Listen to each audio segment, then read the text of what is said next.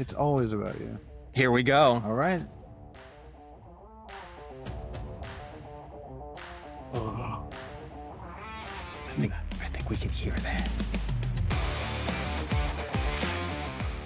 What's up, everybody? Thanks for tuning in to the Undrafted and Overconfident podcast on a Wednesday, May 6th, 2026. I'm Jason Semko. With me, Brandon Bigo Gordon. Good to be here, man. Yeah. It's May. It's May.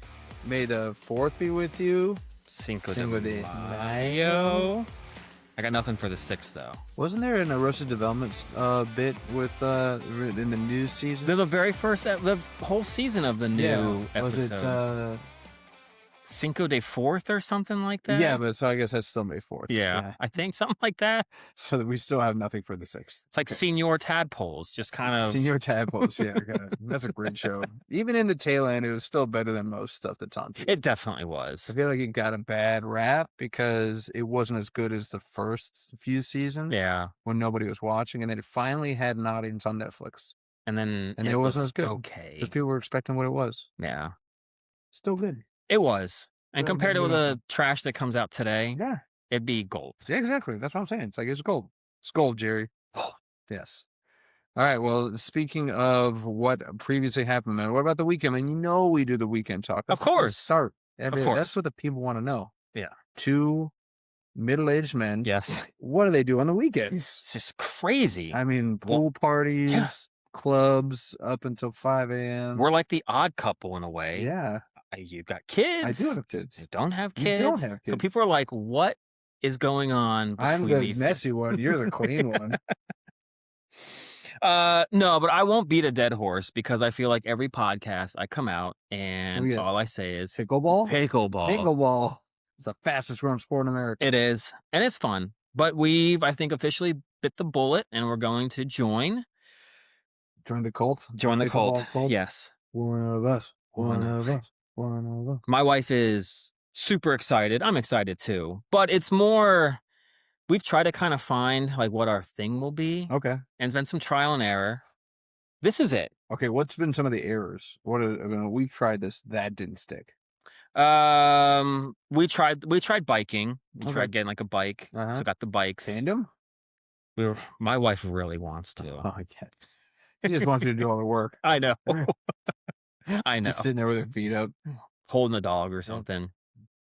I mean, we briefly tried to get into tennis.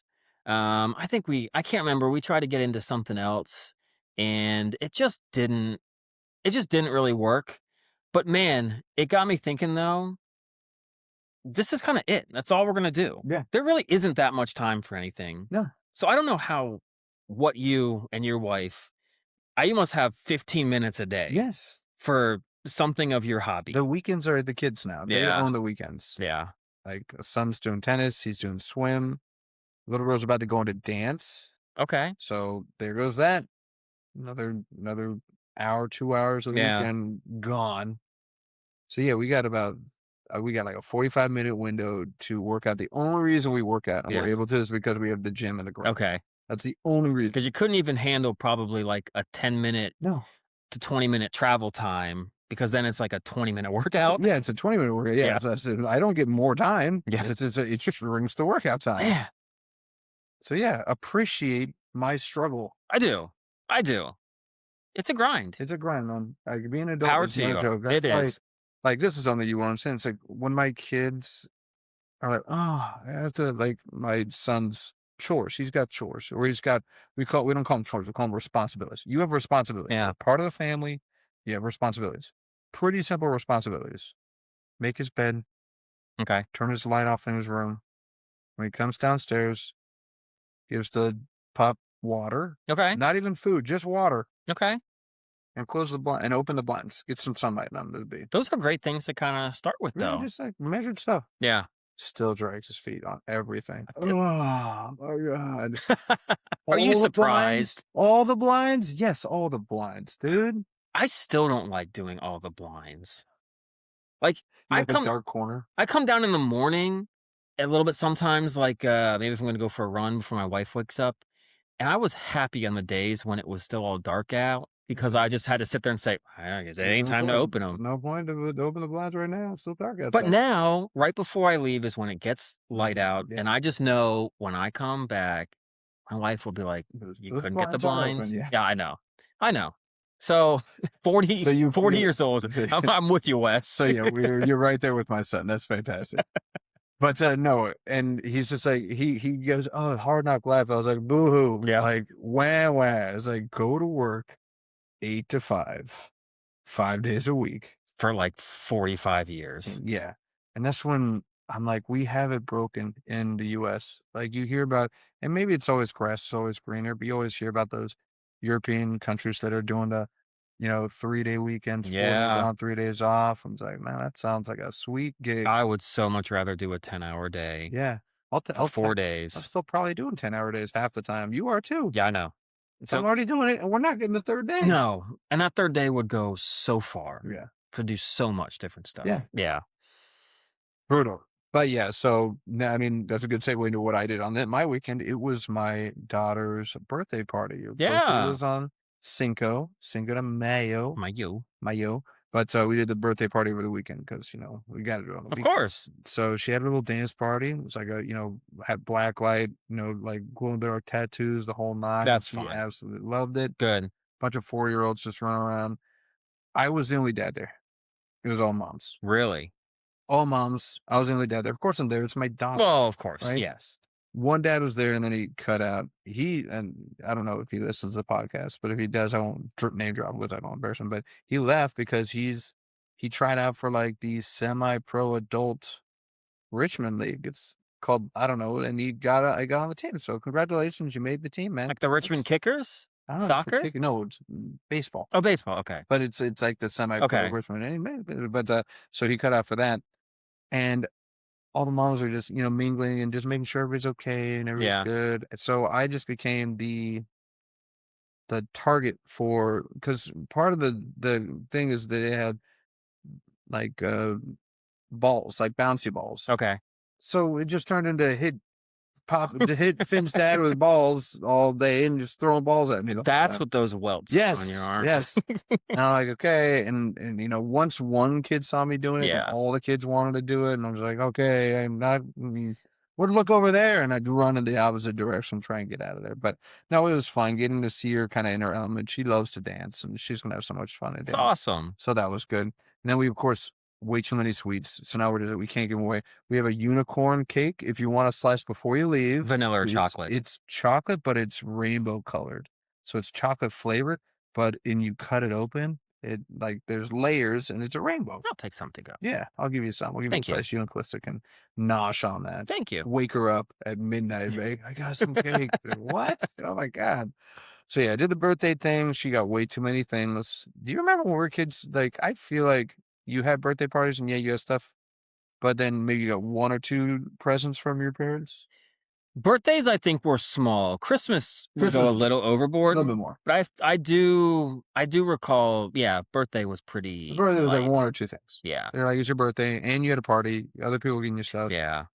Tell me why on her birthday she still had like 10 presents to open. Oh, that's because she's just a little angel. Spoiled, How could you not? Well, some of it was from family that was out of town. Okay. So, but still, I was just like, we just did this. We just did present opening. And and in the back of my head, I'm like, how much of this stuff is going to be on the curb in 6 months? Probably half of it. Do a little yard sale? Yeah, I don't know. We didn't even do yard sale. It's just because even that sounds like a nightmare. I don't want people just hanging out on my driveway, bargaining $4 down to $2. That sounds like a fresh slice of hell. We have 2 weekends. They're back to back. We just had them where I live, where every street can have. Yeah. We have that too. Yeah, and we walked by one because one we wanted to like talk to the neighbor, and then also like they did have like a small little kayak. My wife was thinking about it, okay. But just kind of hearing in the peripheral, it's just like, this is $4, and like $4. What about $3? And it's just like, but people are like, I'll be fine, okay, but I don't want that either. No, just take it, just take my stuff. It's like I like. People live for yard sales and they live to bargain and like barter. And I'm like, go to a flea market if you're going to do that crap. Yeah. this is the price. Get the hell off my lawn. That's how it would work. But again, they got you over a barrel. They know that They know you're you trying to want get to rid get of rid of it. this stuff. So give me for half. And I'm like, I don't even want to invite that. I'd rather just give everything to Goodwill. Maybe fudge the numbers and get a tax write. Yeah. A broken toy, that was like $40. Yeah. So I'm going to put that as a tax write. So yeah. But yeah, that was the weekend. My son is, again, kids, he's dealing with a cough. He's had a cough for like 2.5 weeks. Oh. But yeah, he's doing fine. He'll survive. It doesn't kill you, Semco. It'll only make you stronger. It won't? It will make you stronger. Oh, thank God. It'll only make you stronger. That's like my kids. I need to know this because my kid he's been sick. So No. it's going to make him stronger, right? Just give him some homeopathic remedies. It's like a Highlander. It's like every sickness that you defeat, you get stronger. Yes. I have the power. No, that's He-Man. He-Man's coming out. Are you going to watch He-Man? No. They're making a live-action He-Man. Jared Leto's in it. We're full circle on Jared Leto. He's playing Skeletor. Yeah, well, he'll probably do an okay job at it. There you go. He'll probably win an Oscar because he'll probably go on some crazy diet again or something. There's no way they give a He-Man an Oscar now. There's zero chance. I love your optimism. You're right. I think they are trying to go more hoity-toity than they ever have before. Yeah, just like the Masters. They're hoity-toity. Oscars are hoity-toity. Although Idris Elba is going to be in this He-Man movie too. I do like Idris Elba. Right. Great in The Wire. Great in The Wire. I second that with Austin Magruder. Yeah. Not enough for me to not graduate college. Yeah. But it's a good show. 24 was almost my downfall, though. Oh, yeah. You were sucked in 24. There was a summer class I had to take. Oh, really? Yeah. And it's got to work around my 24-hour schedule. Literally my 24-hour schedule. As long as I can do both, we'll be fine. I think I got a C. I made it through. Hey, squeaky average. That's all we were looking for. Yeah. But yeah, we just don't have time. Adults, we don't have enough time. Like, there's too much other responsibility, so many things. You own a house. There's always something you got to do around the house. Yes. We talk about this all the time. Like grocery shopping, nobody's buying my groceries. I'm not going to order out every freaking day. No, you can't. Too expensive. So I got to cook. That takes fun. Yep. You got to clean it up after myself. I'm just cleaning up after me. Yeah. My wife would disagree. She probably says, "Did you?" That's another story. So yeah, what time do you have for you? That's it. That's why it's that scarcity that I think really, when you get that time, you revel in it, right? Yeah. Well, I guess.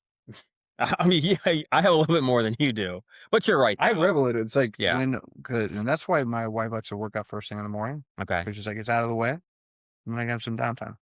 I'm a night owl. Yeah. I don't like to wake up early. But then I'm hating it later because I'm like, I have to work out now. Yeah. While she's sitting on the couch eating bonbons or watching Grey's Anatomy. She doesn't eat bonbons, but the Grey's Anatomy. Okay. That checks out. And I'm just like, ugh.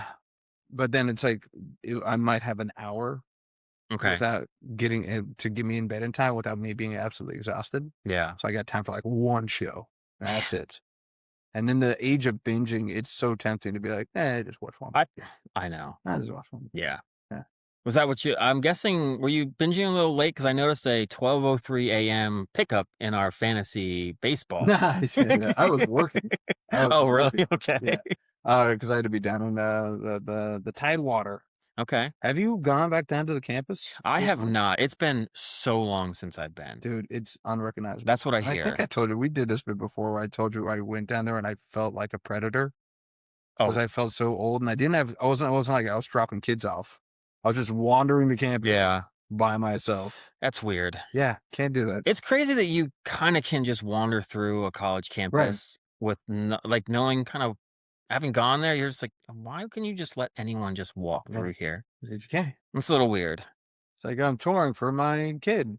Yeah. What's their name? Run! I do got to get down, though. I do want to see it. It's been way too long. It's, like I said, it's unrecognizable.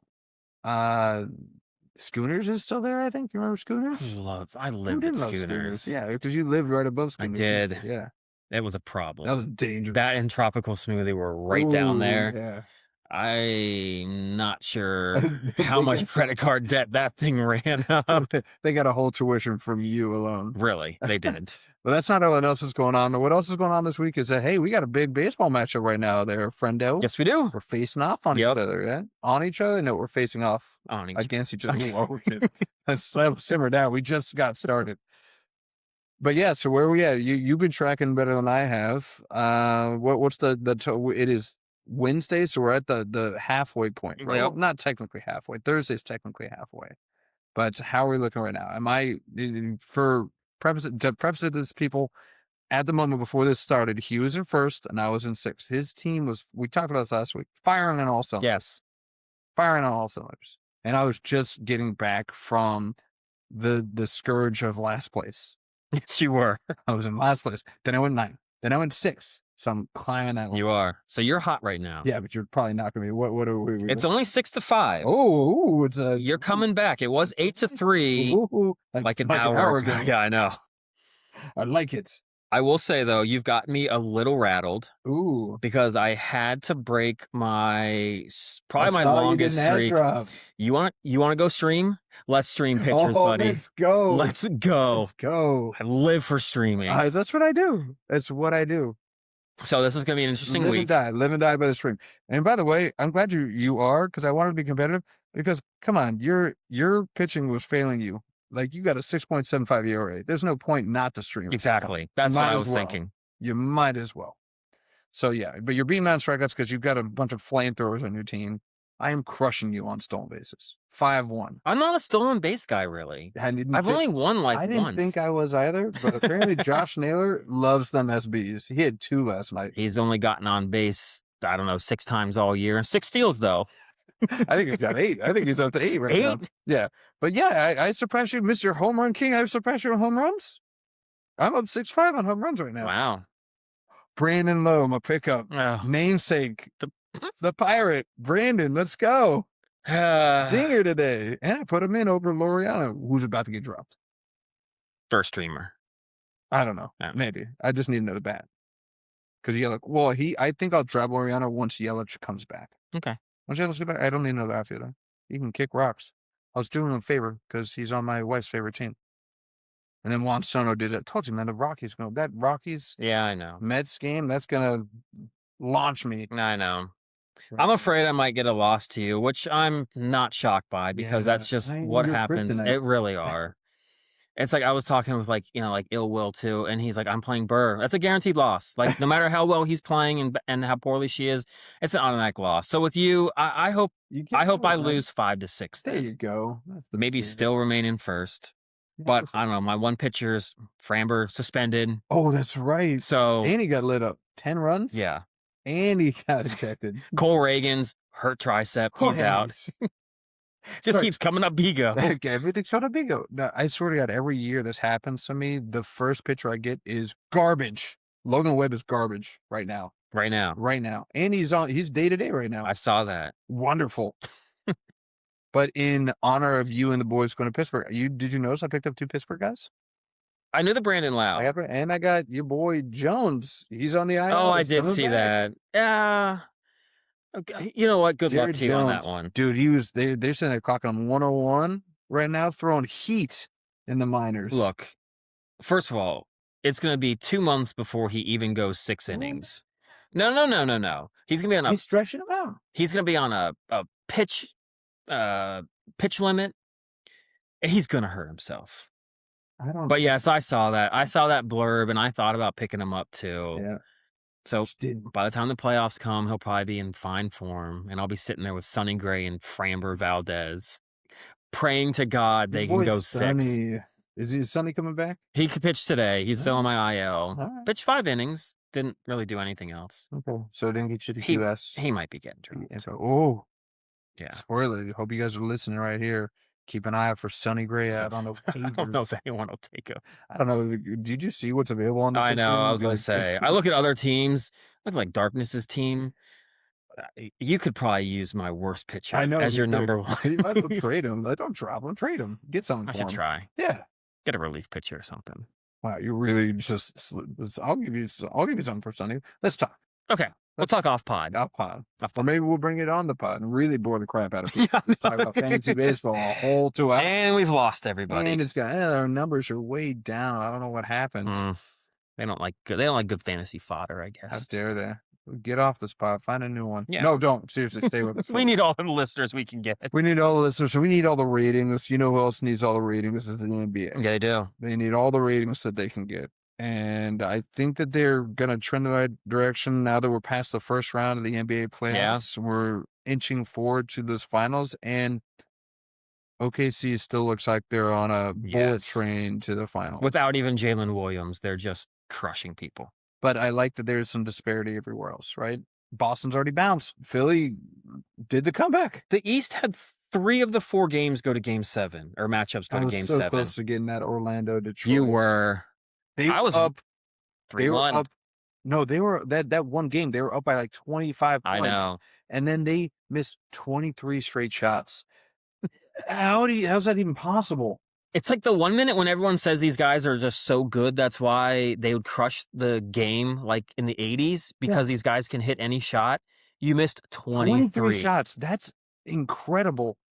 I had a double take. I was like, that can't be right. It was like 30 minutes of real time. That they couldn't. I'm sorry. Like, give it to Paolo and just muscle your way down to get it dunked and just get off the schneid. I thought that game was anywhere. That would have been the elimination game.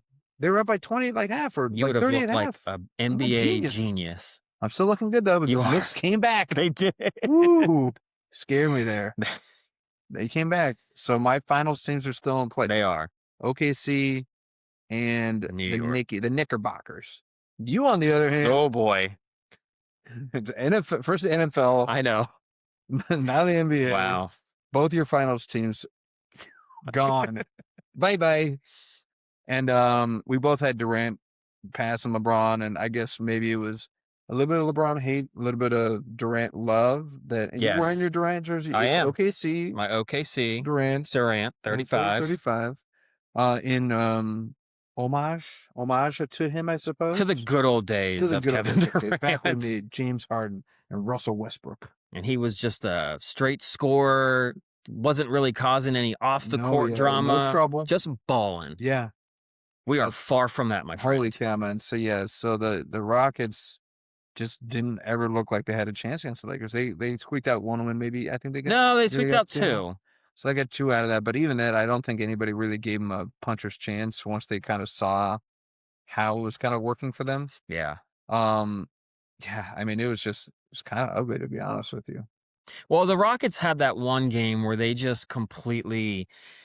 What did they? They were up by like 6 with 30 seconds to go and somehow found a way to lose that game because the awful turnovers. Once again, look, for those that want to say how they don't like college basketball because, the kids can't make shots sometimes or can't, make passes. I'm telling you, watch these NBA playoffs in the last 2 minutes of a game or a game 7. It's awful basketball. Yeah. Those turnovers, that was high school basketball. Trying to throw a pass from like me to you and like lob it over a defender with like pace on it. Like the guy just picked it right off. It's like, what are you doing? Like that's something I could just imagine like my house 12-year-old coach being like having a heart attack. Hey, yeah. Even use the bounce pass. Get it from different angles. Getting the triple threat. Doesn't know you're going to dribble, you pass, you shoot. You never know. Yeah, I mean, fundamentals all the way up it because, again, talent reigns supreme. And they're, like, used to ISO ball, and they're used to just handling themselves when they're put into, like, a pressure cooker. Not a pressure cooker, because all these games are pressure cookers. But, when they're actually getting pressed. Yeah. Whoa. They didn't know what to do. Yeah, it's crazy. But, yeah, I mean, is this Rockets team, is this going to work with Kevin Durant? It can't. After all the off-the-court comments, man, he is just, I don't know. He's something else. I can't wrap my head around, what is he doing right now? He wasn't on the bench. Wasn't even on the bench for game 3. I heard that the players were actually okay. Yeah, they say that, but I'm sorry. They might say that to and again, that's what you should do. You should pick your teammates up and not throw shade in the public eye. But behind closed doors, How can you not? It's like, this is supposed to be our leader, our best player. He's Yeah. not even on the freaking bench. This is a playoff game. He's not even here. That is true. He was more active on his burner account Yeah. than he was on the sidelines. I would never. I don't know the ego that obviously this guy has. That is the last thing I think I would ever think about doing is like trashing my own teammates, whether it's a burner phone or even behind their back almost to somebody else, because I wouldn't want that to get out. You're supposed to be a team. Yeah. That's something that will just completely crater a team. And good on the team for kind of somewhat still rallying and having an okay season after all of that. But they unfortunately, I did read that ESPN article, and they were kind of doomed when Van Vliet went down because he was going to be their leader. He actually organized them to do activities before the season and stuff. It wasn't Kevin Durant.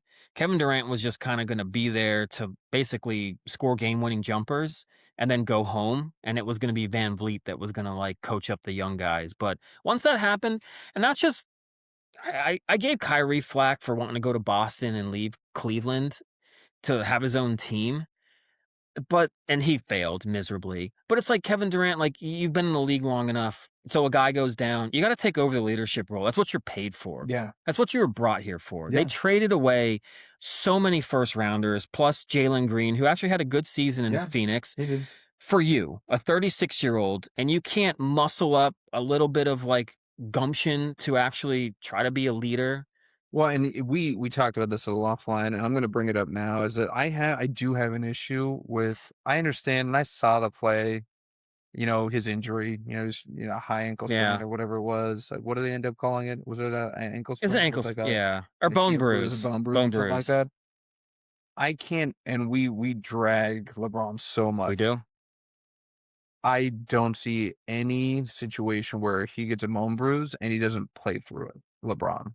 Or at least goes out there to try and see what he can do. But Kevin Durant missed, what, 3 games? 4 games? He missed all but 1 game that whole series. Like, I don't know if, he has every right to feel the way he does. He doesn't have to prove anything to anybody. No. He's got 2 titles. We can talk about that. He's got 2 titles. He's accomplished so much. He's one of the most talented NBA players of all time. He is. He's not going to be on a Mount Rushmore. No. I don't think anyone's putting him on a Mount Rushmore. Mount Rushmore of scoring? Sure. I don't even know. Maybe even that. Maybe. He might be on the fringe for like top 4. Maybe. But at the same time, and it's like, have some professional integrity. I'm sorry. Like, I don't mean to drag you. Man, that'd be great if we got dragged on a burner account by Kevin Durant. I know. It's like, maybe I'm inviting that right now when I'm trashing him. But, dude, just sack up, man. You got to put some extra tape on that thing, even if you're half of what you can be. Hallie tore his Achilles because of his calf injury, but he played through it. He did. And he got so much respect for it. Kobe's played through numerous injuries. Michael Jordan's flu game, whatever you want to call it. These people are memorialized for gritting through it. And you just sat there. You didn't even sit there on the bench. You sat at home. It is a terrible. Then there was other talk about him not even getting rehabbed with the team. Like, he was getting his rehab elsewhere. He wasn't showing up to like the team trainers to give prep. So it's like, are you even trying to get better? I'm sorry, but that might not be fair, but that's where the mind goes. It has. You're not on the bench. You're not in the training room. Where the heck are you? What are you doing? Why are you not with your team supporting them? Even if it's from a moral standpoint. Hey, great job. High five.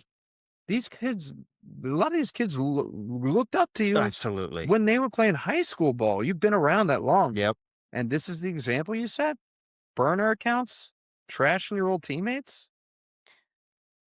It's unacceptable. It is. I wore the jersey mostly because I wanted to remember the young Kevin Durant. Because, this is, like you said, LeBron, for everything you want to say about him, he is seemingly always there for his teammates. He's always on the bench. He's always talking to them. He's never generally like sulking, on the bench when Durant, there's some of the videos where he's got like the hoodie on and he's got like he cinched the thing so you can, and he's leaning down like this kind of, and it's just, come on, man. Like this is why like I give flack to like Luka. I'm like, you're paid all this money to do more than just put the ball in the hoop. Like, you are being paid to be the leader of the team. And if you're not going to do that, then you just weren't worth all that money, and you're also just kind of giving a middle finger to everyone in Houston that really thought you'd be a missing piece Yeah. and gave up so much for you, and you just kind of were like, "I'm kinda done with this, I actually didn't like this, and so I don't really wanna be here that much anymore." So I'm Yeah. just kinda waiting for the season to move, and of course, he's mercenary number 2 next to Harden. I mean, Yeah. he's just gonna go wherever he wants, break whatever contract Yeah. probably, and just be like, "Yeah, I mean, if you don't wanna trade me, like, I'm just not gonna play." I wouldn't be surprised if he did something so stupid like And so that. you talk about the roots all the way to your OKC, that the back in the heyday. This is this is starting to be the legacy of a lot of these three guys. Russell Westbrook started to be kind of a pain in the Yep. ass. James Harden's turning into a pain in the ass. Yeah. Now KD's turning into a pain in the ass. That whole team, like the stars on that team. Kendrick Perkins is a pain in the ass Oh to my listen god, to I on can't TV believe it, now. man. I was like, hey, could you find me a Stephen A. Smith that's just bigger and somehow more annoying? Yes. They found it. Congratulations, ESPN. But yeah, no, what is his legacy now? It's like, yes, he has 2 rings, but he did that as a second, maybe even third on Golden State. Yeah. 4th maybe even. I mean, he wasn't he left because he wasn't embraced or wasn't as highly regarded as, like, the other 3, and it's like, "Of course not, dude," and, like, Yeah, those guys were drafted by the Warriors and have grown up with them, like, yeah. you just came in and, yeah, you played great. Again, you're an assassin. You're a sniper Yeah. coming in. It's funny, when that all happened, I actually kind of was on the player side because I was like, how often do you get to play with somebody Yeah, and have that power to make that happen? But now that I get a little bit older, I'm like, dude, you should have either just gone to another team. Because I get it. Like, it wasn't going to work with Russell Westbrook. Like, you two you tried for many years. yeah, And it was kind of like Shaq and Kobe to a little lesser extent. And it's like, it just wasn't going to work. yeah. So one had to go. But, dude, you went to the Warriors. It's like, dude, why don't you just go to Washington or something and just try to build your team from that? But you jumped on a bandwagon. We don't like super teams on this podcast. No, we We don't. don't. We do not like super teams on this podcast. And playing devil's advocate, it's like, I've tried to build the team, right? That could be his excuse. Come around and be like, we tried to build the team from the ground up. That didn't work. I want mine and I want my ring, so I'm going to go get it.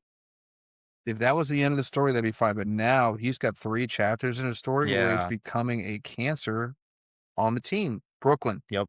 Phoenix, Houston. Maybe this is the beginning of it. Houston saying all the right things. All the players saying all the right things, having his back. But how long is it going to take until he turns that burner account on you guys? He did it in Phoenix. Yeah. He did. Have you seen some of the stuff he's written on here on this burner account From Houston or for Phoenix? for Phoenix and for Golden State? No, I hadn't heard those. So first off, he compared Devin Booker and Vogel, the coach, Yeah. to Stalin and Hitler. He said that those guys are 2 dictators. Good on you, Devin Booker, for then actually, like, trying to actually hold everyone accountable then. So he wrote, "Suns are my team when we lose and Book's team when we win." That's what he wrote. Almost more crazy is that Steve Kerr, he said, since MJ punched Kerr in the face, he don't F with dark skins. That is a Kevin Durant burner quote. Said Steve Kerr hasn't drawn up one player suggested anything, but he's a 3-time champ. That's nuts. I mean, talk about just biting the hand that feeds you. These guys, you got a ring with these guys twice. And apparently he's just pissed that he left. Apparently he's saying that, like, if I didn't do stuff for Steph, I didn't do screens or passive shots for Steph, I was going to get waived. That was never going to happen. I was like, it just sounds like he wanted to be the guy again, right? Yeah. It's like he didn't, because he probably heard the narrative. Everybody's like, oh, you went on to a championship team. Kind of like what you're saying. Yeah. Kind of went on a championship team. Like, I always looked at it, and I'm sorry and this is why, like, media kind of sucks, because they just drag these things out, and they just, like, they put ideas in people's heads. But I always looked at it as that, Katie, you were the missing piece. Like, Golden State had hit it, and then they faltered, and then you came in and they hit it again. Congratulations. Yeah. So you were the missing piece. It wasn't that you were an add-on or you're a bonus player or anything like that. It's like, you're incredible in your own right, and you made this an unstoppable team. Granted, I didn't like it. Yeah. But I mean, that's what I didn't like the super team mindset. But I mean, at that time, I think you and I both agree we were happy that Katie got a ring. I was, and it was also that's the problem with him. He was like he wanted to go there. He liked the guys, met them at Team USA, but he also liked the fact. I give him credit as much as he can be a single one-on-one scorer. He actually, up until now, back then, he actually really just wanted to play some like movement basketball. Yeah. So he was like gonna go there to be a team player. I'd never seen him play defense so well, rebound so well. But it's also like, but yes, like it is, you are a cog in the Steph Curry, Steve Kerr, Draymond, Clay wheel. Like we have set plays for them. Like I've said before in this podcast, probably way too many times, it is a scene in Golden State watching Steph with the ball and everything in that offense, and it all runs through him. Not all the time, but he gets a touch on it. It's his team, man. Yeah.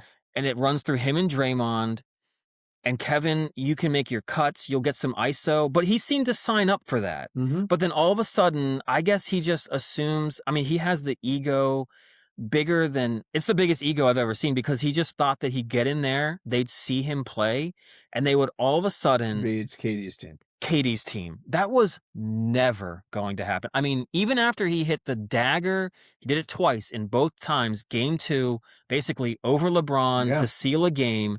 I guess he just assumed that that was going to be his like marker into the greatest of all time and all this. And everyone just simply said, yes, we're glad that our 3 guys that grew up in Golden State with us got their ring. Oh, and so did KD. Thank you, KD. And he's like, that ain't That's good not enough. good enough. Yeah. And then goes scorched earth on everybody. Yeah. Well, and it's like, and it's just how it got so, it went so sideways with him. Remember when he got the MVP? He was like, "You're the real MVP." Like, what on that guy where he was so gracious about his teammates, and now all of a sudden he's like, "I'm the dude." Yeah. You guys are all hating on me. Like this, if he doesn't turn around, man, and it's like maybe he loves being the heel, man. Maybe maybe he's off of it. I don't know, because it's gotten worse. I feel like it's gotten worse. He's been more aggressive. And it's like at this point, I'm like, hey, why you even have burner accounts? Everybody knows you. Yeah, everybody knows it's you. You're not slick. You're slick on the basketball court. You're not slick off the court. You've been caught way too many times. So it's like he could have ended as one of the greatest shooters of all time. He could have been known as a 2-time finals champ. Yeah. But now he's the burner account guy. And he's the team killer. Yeah. Well, I'm because he's from the DMV. See, Pleasant, Maryland. I know. He's like, I'm trying to give him. I'm not ready to call him a team killer, but man, if this Houston thing doesn't work out, that's gonna be his legacy. Because Brooklyn didn't work. And I guess Brooklyn doesn't get any shadows on the burner because they were so bad. He was like, I don't have to say anything. It was already there. Yeah, I think everyone already recognized that. And then Phoenix, he's burning that bridge, and it's like I don't see it being very long until he burns the Houston bridge too, man. But to go from a guy that's burning somewhat quietly or somewhat anonymously, even though nobody really thinks anonymously. Jokic, on the other hand, was not shy at all about saying how his exit ended. Yeah. And your Nuggies, I know, out, man. You had him come back. It was this Jamal Murray, Jokic love that you had. That was blinding you. And it's like, well, they can do it. These guys will get it done. I thought they had one ride. They couldn't even get it past the Wolves. No, without Anthony Edwards. Without Ants. That was.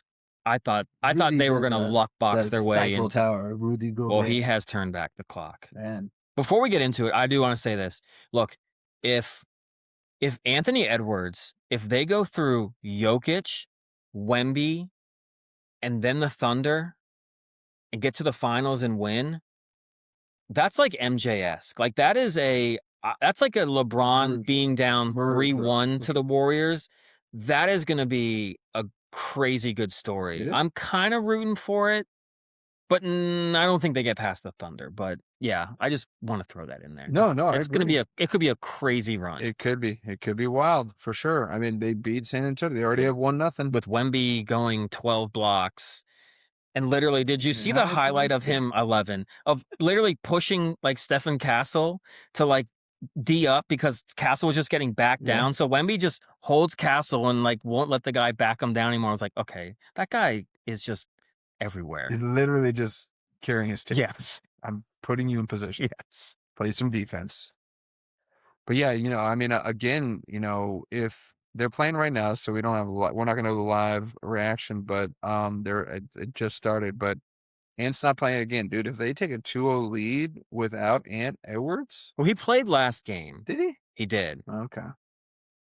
But I didn't know he was out for this game. Oh, that sucks. Oh no, he came off the bench. He didn't start. Okay. But he might as well not be playing because he's 0 for 4 right now on the field. Yikes. But yeah, I mean, to your point, yeah, if they go through Jokic, Wemby, and even at that point, I'd say, hey, clap on, man, good for you. Yeah, I know. But and then somehow dismantle OKC. Again, OKC just looks like they're just competition hasn't been the best, but they've destroyed. I think they've won by like 10 in every game they've played. Yeah, for sure. But yeah, so back to your boy Jokic. I know Jokic. So people love him. Triple-double machine. Yeah. Multiple MVPs. But can you really consider him one of the greatest centers of all time if he can only get that one title? I think it is an interesting question because it's also how you rate some of these guys because LeBron, it's on him to win as many as Michael. Yeah. Right. And it's like, why do we just sit on LeBron? But it's also part of it is, did LeBron do it to himself with leaving Cleveland for Miami, coming back to Cleveland, then going to LA, ring chasing, even though apparently it's ring culture shouldn't be a thing, even though that's all you did was chase. But I don't know, like Jokic, it's just crazy because everyone wants to rate everyone by how many championships they win. Mm-hmm. Yet it seems like some guys get like a certain pass. A good example, I think, is like Dirk. Dirk, he's won one. He got one. He won. It was a great one. It was a great one. If there's ever one to win, it was that one. Love that. You and I both love I do. So much. But he's still always mentioned, and I don't know if it's because, and this is a question, is it because they're going to just stay on the same team and not necessarily chase the rings? I feel like that definitely helps their legacy. Yeah. You stayed with one. People take pride in that, especially if it's your team. Yeah. Like, man, this is our guy. Same thing with Sidney Crosby. If Sidney Crosby ever went anywhere else, it would break your heart. It would. Sidney Crosby? Yeah. He's a Penguin. He is. Same with Ovi. Yeah. Cap. So it's like, even if they don't win as many as anybody else, bringing one home. Yeah. After that, almost at least from a local fan standpoint, that solidifies you as one of the greats because it's like you brought a championship back home, especially for a team that's been struggling for a very long time. When did Denver win ever a title? They hadn't. That was their first one. So he's the greatest player of all time as far as Denver's concerned. Yeah.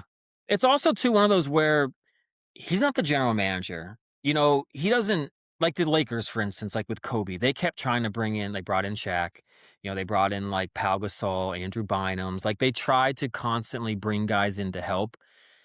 Jokic just seems to, it's Jamal Murray, and then they bring in a few guys. They had Aaron Gordon. They've got a good squad. They do. I think the only thing I'd give maybe Jokic to, which is also another thing, is they've only been the 1 seed in the West once. Yeah. They won it when they were. Mm-hmm. But they had to go up against Golden State, and now it's Oklahoma City. Yeah. So they've never really been the favorite except for once. Whereas LeBron has been the favorite almost every single season. Kobe with the Lakers, a favorite. So I don't know. That's the question. If he finishes with one, I mean, can Jokic go down as like the greatest center, or in that top where you've got the guys like, the Bill Russells and Akeem Olajuwons? No one that you say you don't know Kareem ball. Abdul-Jabbar. You don't know ball. It's like everybody's gonna put Russell ahead of him easily. Probably. What about Kareem Abdul-Jabbar? I'd probably put him over. Okay. Yeah.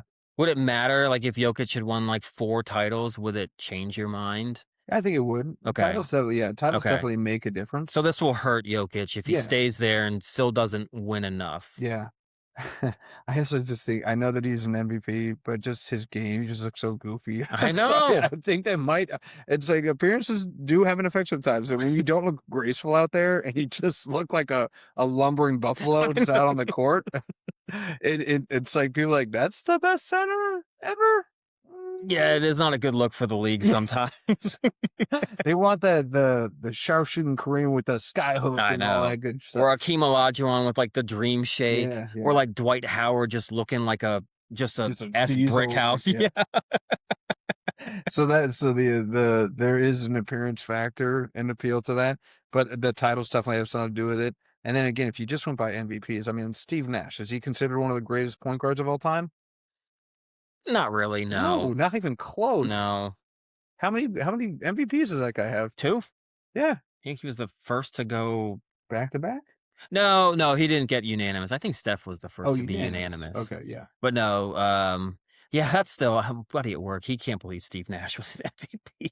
Twice. I'm like, man, the MVP is just not. It's not the best player on the planet award. It's It's stats. It's stats, and if you carry a team that was like out of the playoffs to like a 1 or 2 seed, like Cade Cunningham this year, he's not the best player in the league, but he might win the MVP because he took the Pistons from like a 7 or 8 seed last year to the 1 seed in the East. Yeah. So, but yeah, I don't. I feel bad for my guy Jokic, but I do give credit if you're going to stay on your team and kind of let them build around you, and if it doesn't happen, then it's like, so be it, but you just didn't go. If he went chasing, then yeah, I think that would tarnish him if he couldn't get over the hump. But it sucks, though, because you'd want to see him play in more finals or play in more Western Conference finals. You would, but and again, maybe his game, but it's hard to say that with him because he is such a distributor and he makes people around him better.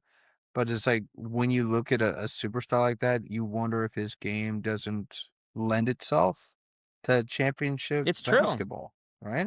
You're right. So, maybe the problem is him. As crappy as that seems. Same thing with Steve Nash. It's like he was an MVP. His defense was garbage. I know. It's the same with Luka. Like Yeah. defense, you're going to get, it might take you to the finals, but like that team is just going to be smart enough to ISO you and take advantage of you. Yeah. So I mean, I don't think that it should, have a negative impact on his place in the echelons of NBA. Yeah. But I also think it will prevent him from being in even the discussion of probably the best center of all time. Probably. Which sucks because it's like he should be like a 5-time MVP. Yeah. But if you can't get it done in the postseason, then it really is going to like hurt you. Yeah. That kind of sucks. Yeah, it does. But he doesn't really seem to care. Well, like you were bringing up LeBron a lot. So with all that said, and with what we said about the Rockets and how we were just picking them because there's a lot of LeBron hate, have you softened on him a little bit? Are we too hard on LBJ? Hard. We're way too hard on LeBron. Like Never. I don't. Never. I mean, he'll say things that make you want to, but man, it's an everyday. He's nitpicked on his game, and look, seriously. I mean, don't go back because who has the time? We talked earlier, but I remember watching a game on like ESPN Classic when I was younger, and it was like the Hawks versus the Celtics. Missed pass by Larry Bird, overthrew a guy by 3 feet in the air. Yeah. But, missed a shot. I mean, people talk like these guys in the 80s didn't cause a turnover, didn't have a missed pass, didn't blow a game at the end. Like, I'm sorry. Like, okay, so LeBron, missed the game-winning shot, or, should he have passed it? Should he have taken it? It's way too nitpicky. And it's, like you said, though, he's there for his teammates. He's never come across as a guy that makes it way about himself. I mean, he'll facilitate. I don't know. I do think we've been way too hard on him. And I feel like it's what we would have done to MJ in this era, though, too. And it's whoever comes next, tall shoes to fill, because LeBron's done a really good job. Yeah. Off the court, he really hasn't gotten in trouble. No, yeah. Ever. Kept his nose clean. I mean, he might get too involved in his son's basketball games. Maybe make that about himself. Is probably the biggest besmirchment of his off the court stuff. But it's like, if that's the worst that you've had on you, I mean, considering what we've seen come through, yeah. So not bad. And yes, every game, like you're not gonna. It's like so. Aaron Judge, what did he? Was it last year or 2 years ago? He had an awful April and May, Mhm. and then still hit like 50 home runs. It's like, okay, that's Aaron freaking Judge, like one of the best power hitters the game has ever seen. Okay, so LeBron is gonna have like a week where maybe he just doesn't put up like a triple double, but you're gonna nitpick like he walks on defense too much, or he didn't make this cut here, or he didn't do this, and it's like, oh my god, like these guys have played 10,000 games. Like, do you think there's not a moment where they're just like lose track of time? I don't Yeah. know. Look in the stands and like see who's attending the game, or I don't know. I mean, and again, you put in the scope of, especially if they're nitpicking now, this is like his 20th year. It's insane that he's been playing at such a level for such an incredibly long time. Yeah. From the minute he came in the league Yes. He's been the to face of the now. league. Like, I mean, how old is he? You know how old LeBron is? 42, I think. 41 or 42. Yeah, he's our age. Yes. And he's the leading scorer on his team. Which makes me still feel like there's a chance, not I can make it pro, but can still get in really good shape. No, it's still getting like really good shape. No, you know? because guys like LeBron and King Henry for the Ravens, Yeah. they spend millions of dollars on their upkeep. Oh, it's true. Every single year. We do not have that kind of cash. No. No. My Coke lunch can only do so much. It's good though. It's great, but I can only do so much. That's true. I need to sleep in a hyperbaric chamber. I need to be eating nothing but, fish and vegetables. Yeah. Lean Wagyu beef. Wagyu. Yum, yum, yum. No, I could say that yes. Here's what I'll say. The reason why I agree with you, and the only reason I agree with you that we're too hard on him is because I admit that LeBron might be the most scrutinized player in the history of the NBA. Yeah. The history. Like, you talk about on the court, off the court, whatever you want. People are, and this happens with greatness. People want to knock people off of a pedestal and find a fatal flaw. Because I'm sorry, we eternalize. I'm getting very psychological here. Okay. But we don't want to see somebody as being that flawless because we have flaws. Not wrong. I have flaws. This guy's got to have a flaw. Yeah. So people just try and find one. Oh, he walks on defense. He strong-armed the Lakers. It bothered me. He strong-armed the Lakers to go draft Bronny. He did. You can't tell me that kid wasn't going to go 2 rounds later. Just get him undrafted, man. Yeah. No one was going to touch him. Nobody was going to touch him. Got played 1 year at USC. And was terrible. Yeah, not great. He wasn't terrible. I'm not going to say terrible. Okay, it wasn't terrible. But he wasn't a lottery pick. No. Let's just be real. But yeah, I do think he's the most scrutinized player of all time in the NBA. Because people just see him as this perfect specimen. They're like, there's got to be something wrong with him. Yeah. And you imagine, it's like, remember the decision? You know how old he was for the decision? It's true. He was probably, what, 22, 23? Yeah. Yeah. So he made a bad choice of how he announced it. But man, did we drag him when he did. Oh, yeah. And it still bothers us to this day. How could it not? But I mean, what were you doing at 22? I know. That you would not like everybody to be scrutinizing. I cannot count on 2 hands all the things I've done in my 20s. Then I'm like, let's just not talk about that. Can we just not? I know. That was a mistake. I was in my 20s. I probably would admit, if I had done the decision and I got all the flack for it, once again, you get older, you think differently. I probably would have done something like I would have put my number 6 because I would have made myself like the enemy, like he did. You would have been the heel. You were like, fine, I'm going to lean in. Yeah, I think I would have. Yeah. Exactly. So yeah. I mean, yes, I'll say the word too hard in there. I still think that he far too often, for as great as he is, he shies away from the final shot too often. He does. Maybe not all the time, but too often it feels like he does. And I don't like the nepotism. I don't like that he, again, strong-armed the Lakers into drafting Bronny. Don't like the super team that he concocted. Yeah, me neither. But to your point, the grand scheme of things, it's like I'm nitpicking at this point. Like, Michael Jordan was a habitual gambler. Yeah. And unfaithful. Yeah. And just because he scored a lot of points They did it all with the Bulls. Everybody just kind of switched it on the road. They do. 6 championships. Yeah. 6-0 in the finals. Yeah. He walks on water. Yes, he as does. far as I'm concerned. Yes. Okay. That's what we grew up on. We grew up idolizing. I know. So, yeah. But another guy that's, idolized in a different sport, NHL. We're in the second round of the NHL playoffs. Yes, too. we are. Fun stuff. But one of the, if not the biggest star in the NHL, couldn't get past the first round. Man. Connor McDavid. Yeah. Poor guy, man. And it stinks too because he's just so far in Edmonton. We never get to see him play.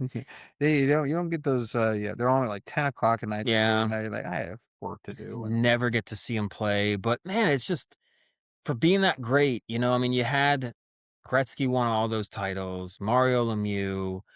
You've seen, like at least Ovi. I mean, the Oilers have had some. I mean, they almost won a Stanley Cup down 3-0. Yeah. That would have been that. Who wasn't rooting for him other than someone in Florida? But I don't know. It's like all these greats have kind of won all these multiple Stanley Cups, and you're just starting to feel like it's just not going to happen in Edmonton. It's running out of time. Do you know how long Connor McDavid's been in the league? It's probably been like 10, 12 years? 10 years. 10 years. 10 years. He came in with so much hype that people just assumed that these Stanley Cups would just be flying off the shelves to him, right? I'm going to give you two. I'm going to give you a negative and a positive here. Okay. In the case of Connor McDavid, getting over that, because the question is he ever going to win a Stanley Cup?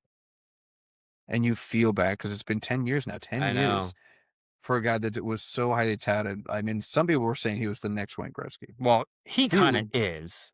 Yeah, but yeah. So this is the second coming of Wayne Gretzky. When you get compared right out of high school to the greatest hockey player of all time, big miserables. Very big.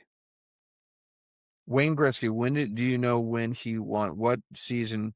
How long had he been in the league when he won his first Stanley Cup? That's a good question. I don't know. Was it maybe like, well, I'm guessing it's probably going to be close to 10, but I'm going to say like 6 or 7. 5. 5, okay. So this is the negative. He is double that, and he hasn't gotten his first one compared to the guy that everybody was comparing to when he came in. I know. 10 years in, he doesn't have one. Now, on the other end, one of the greatest scorers of all time, the greatest scorer of all time, Ovi. What season did it take him to finally get that first ring? How was it, like 14? 13. Lucky number 13 seasons. He's got 3 more years. Yeah. Until you really, I feel like 3 more years until you really got to start worrying about him just being the Dan Marino of the NHL. Yes. And just never climbing that mountain. So here's a question then. Would you want him to stay in Edmonton and keep trying to win? Or what if after year like 12 or 13, he just tries to bolt to go somewhere? So yeah, but it's weird because hockey, I feel like, is different. It's different than the NBA. Yeah.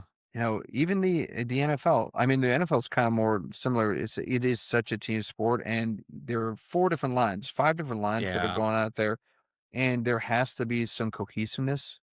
He's got cohesiveness with his team. He does. Like, he came up short. Leo got hurt right when the playoffs started. It could be a whole different playoffs if his Robin to his Batman was playing with him, but he wasn't. I think that Edmonton needs to do everything humanly possible. I don't know what his contract situation's like, but if I were him, I'd be like, I need to go somewhere that's really emphasizing us winning now. Yeah. He's got to be, I mean, I'm sure he was before, but now more than ever, he's double digits in the league. We are in win now mode. Yeah. And if Edmonton, you guys aren't doing that for me, I have no choice. I'd love to see him win one. Edmonton would love to see him win one.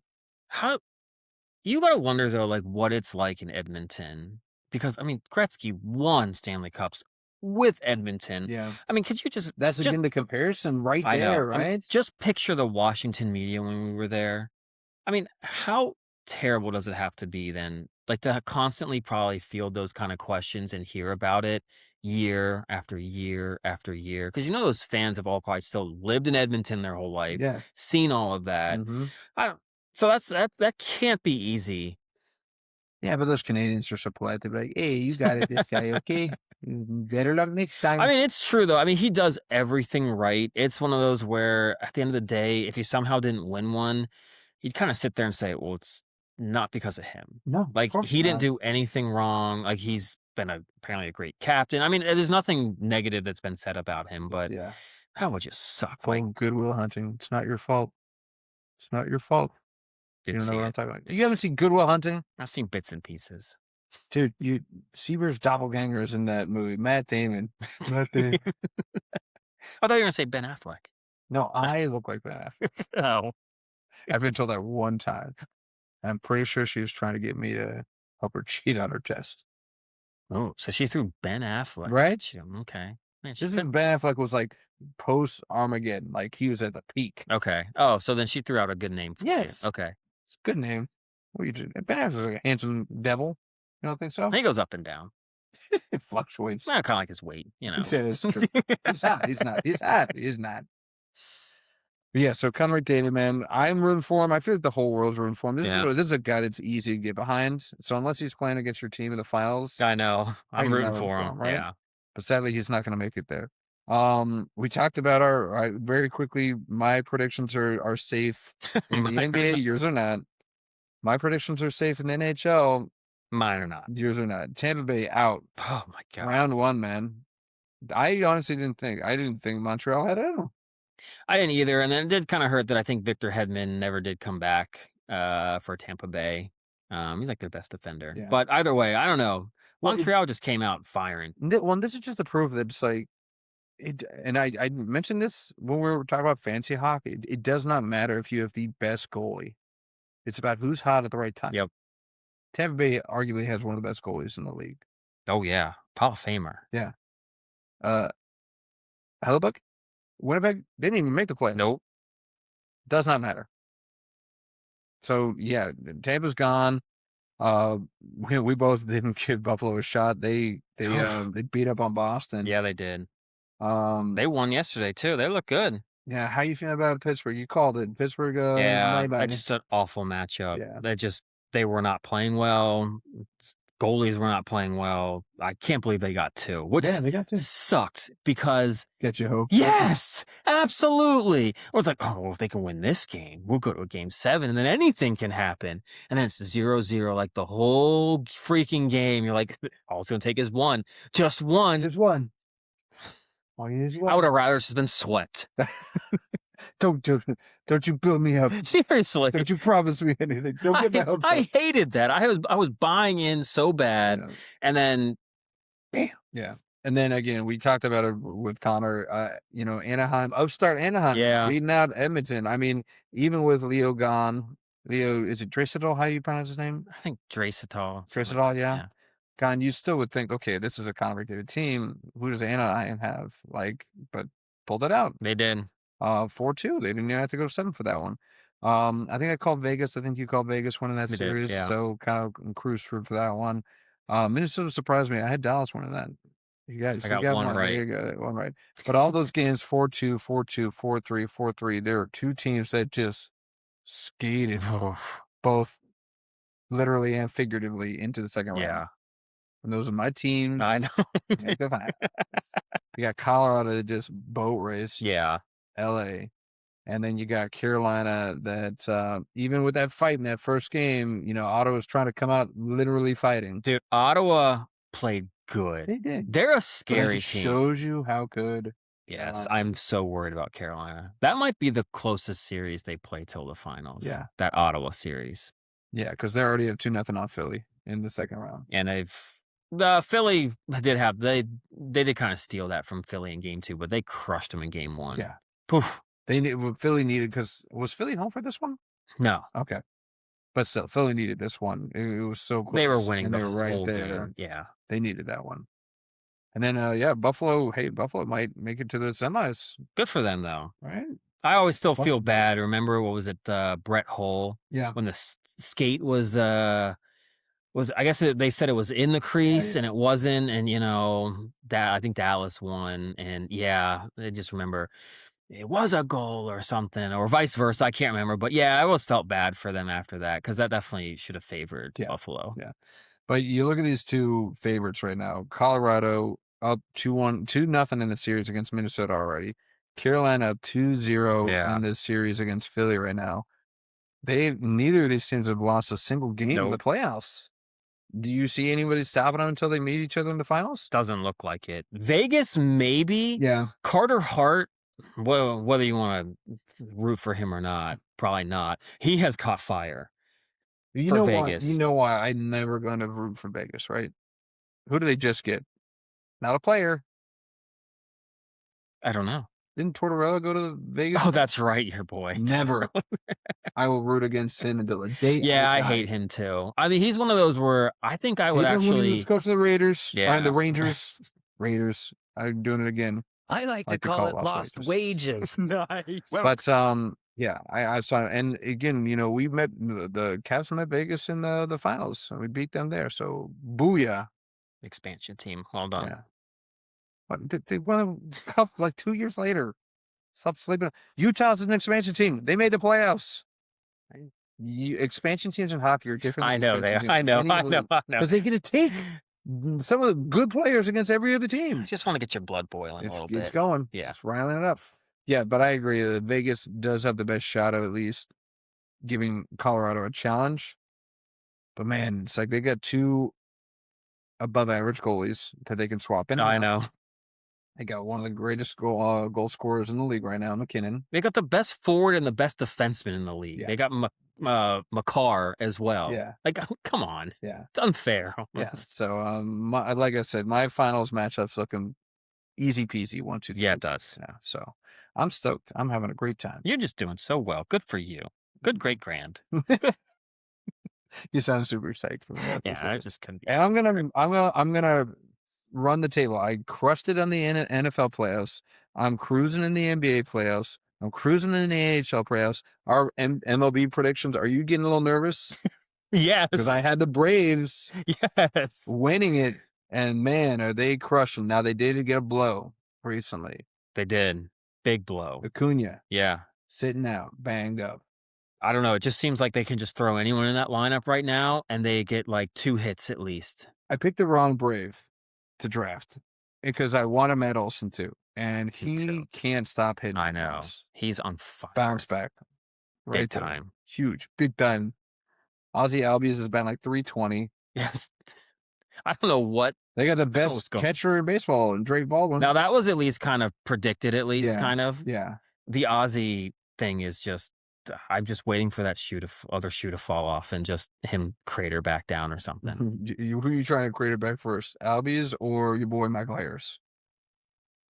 I think Albies. Oh, okay. Like Harris this might be the start of him living up to the hype. Yeah, he's still like, he's still like just 24. Yeah. Like he's so young. He is. These young hitters, that ebb and flow, give the mental fortitude to some of these kids because they can come into the league, take it by storm, and then go through 2 years where they just get figured out and then got to come back and try to do it again. And so, I don't know. But Albie's just, maybe he's healthy, finally. But yes, no, your Braves are looking way too good. Something's got to give at some point. But that division is just going to give it to them. They've got a 9-game lead already. So, yeah, you had them winning the wild card. I mean, they're going to probably just win. You're right. I did have it winning the wild card, didn't I? I had the Mets winning the... Did you have the Braves winning the NL East? Or did you? No, I think I had the Mets. You had the Mets. So I had the Mets too. Didn't I? Well, we'll play it back. Yeah. We like to listen to ourselves talk sometimes. So I'll just play it back. Luckily, I've got Spotify and I've got YouTube and I've got Instagram and I've got the Apple podcast We're app. everywhere. And you know what? We're on all of those locations. Yes, we are. Everyone. How cool is that? You can see us everywhere and anywhere. But yeah, Braves, I think they'll be fine without Acuna. They can let him take his time. The rest of those bats are firing on all cylinders, so I'm not concerned about that.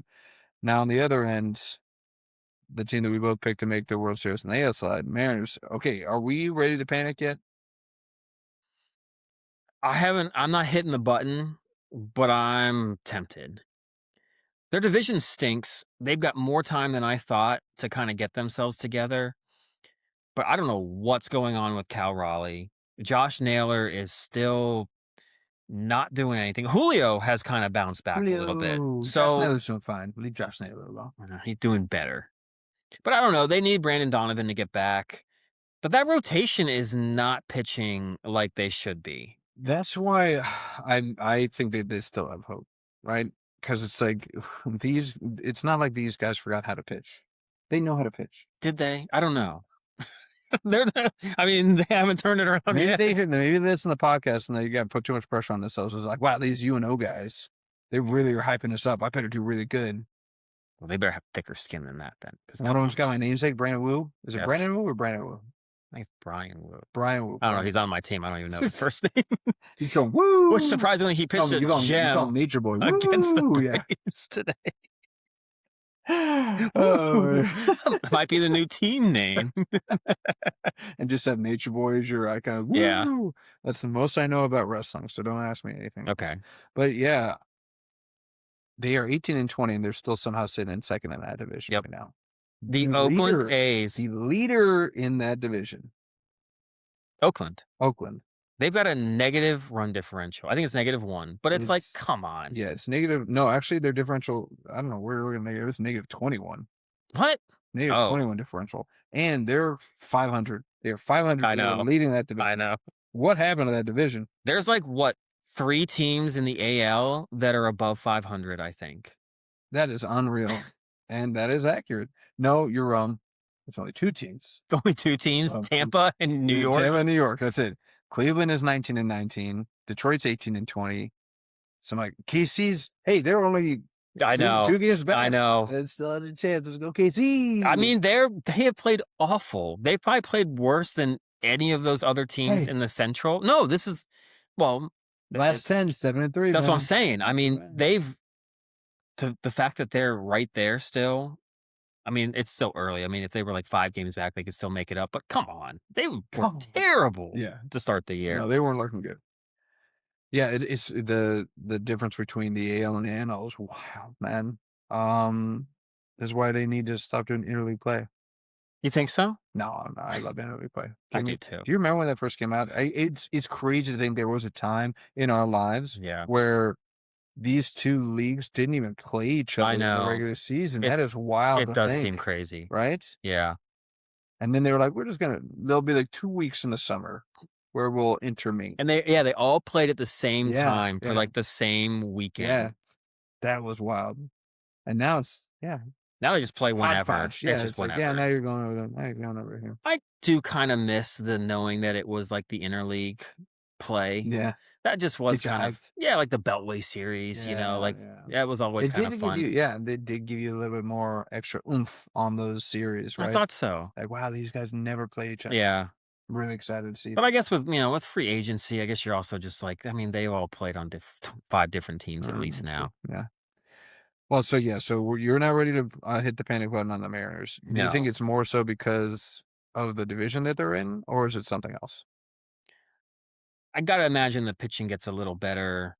The hitters can possibly get better. But I don't know. I am worried that both might not live up to making it far. As I said, I'm close because I'm not liking what I'm seeing. Yeah. I'm not because of it, and it's solely because of their like as bad as they've been playing, or I don't know to say bad because technically we are so obsessed with the run differential, but they have a 4 positive in run differential. They have a team. We talked about this before the season started. They have a team of slow starters. Yeah, whole squad. Cal, I'm not too worried about this with Cal. Will Billy's mad because he's got Cal on his team, and I told him, but he should have drafted him. And I'm like you couldn't have realistically thought this guy was going to repeat this MVP season that he had last year. That's just not going to happen. No. So you have to just be able to pivot and understand that he's not going to be that same guy. And I'm sure the Mariners knew that. Mariners knew that he wasn't going to be the same guy. Oh, yeah. I think everyone saw that. But, I mean, he has plenty around him. It's like Josh Naylor is a good bat when he's clicking. Julio Rodriguez could be an MVP when he's clicking. Yeah. Brandon Donovan, he's a great leadoff guy when he's clicking, when he's hurt. Yeah. So I'm not ready to panic on this. It's such a long season, and they just need to make the playoffs. They just need to make the playoffs, and they're in. And hell, they're still right there to win the division. Absolutely. I think I think they will win the division. I don't know if they're going to be playing well enough. I got them winning the World Series. You do.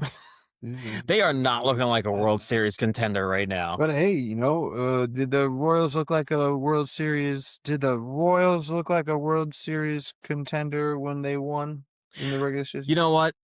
If Ego is ever on this show, we'll get him. That's actually one of the probably my first question I kind of would want to ask, because they felt like they came out that season on a mission. Yeah, they did. Like, I don't know. I want to ask if that was something they had all, like, after they lost the World Series, like, literally, like, in the clubhouse, they're like, we're getting the F back here. Yeah. And if you're not on board with that plan, get out. Because they all just were like, every win was like, this is business. Let's go to the next game. Like, we're going to keep winning. I don't know. I'd want to kind of ask what that was like. Was it an off season? Was it like during the season? Yeah. So yeah, I've rarely seen a team on a mission a whole season like them. That was impressive. It was. Thank God there were so many other good hitters on that team to make up for. Man, he hit a home run in the bottom of the ninth to send in the extras in Game 1. It's like that Miguel Rojas for the Dodgers doing that last year. Is that crazy that he literally saved their whole season? Mm-hmm. Guy that's like the worst hitter on the team. How dare you? You trying to not have him come on the pod? Like, what you want on the pod, man? You are not making it easy. My goodness. All right, well, let's move forward, man. So let's go over to the NL Central, man. You got the we were bashing the Reds. And their negative run differential leading that division. And man, we jinxed the crap out of them. Yep. Because they have free fallen since then. They've fallen all the way to third in that division.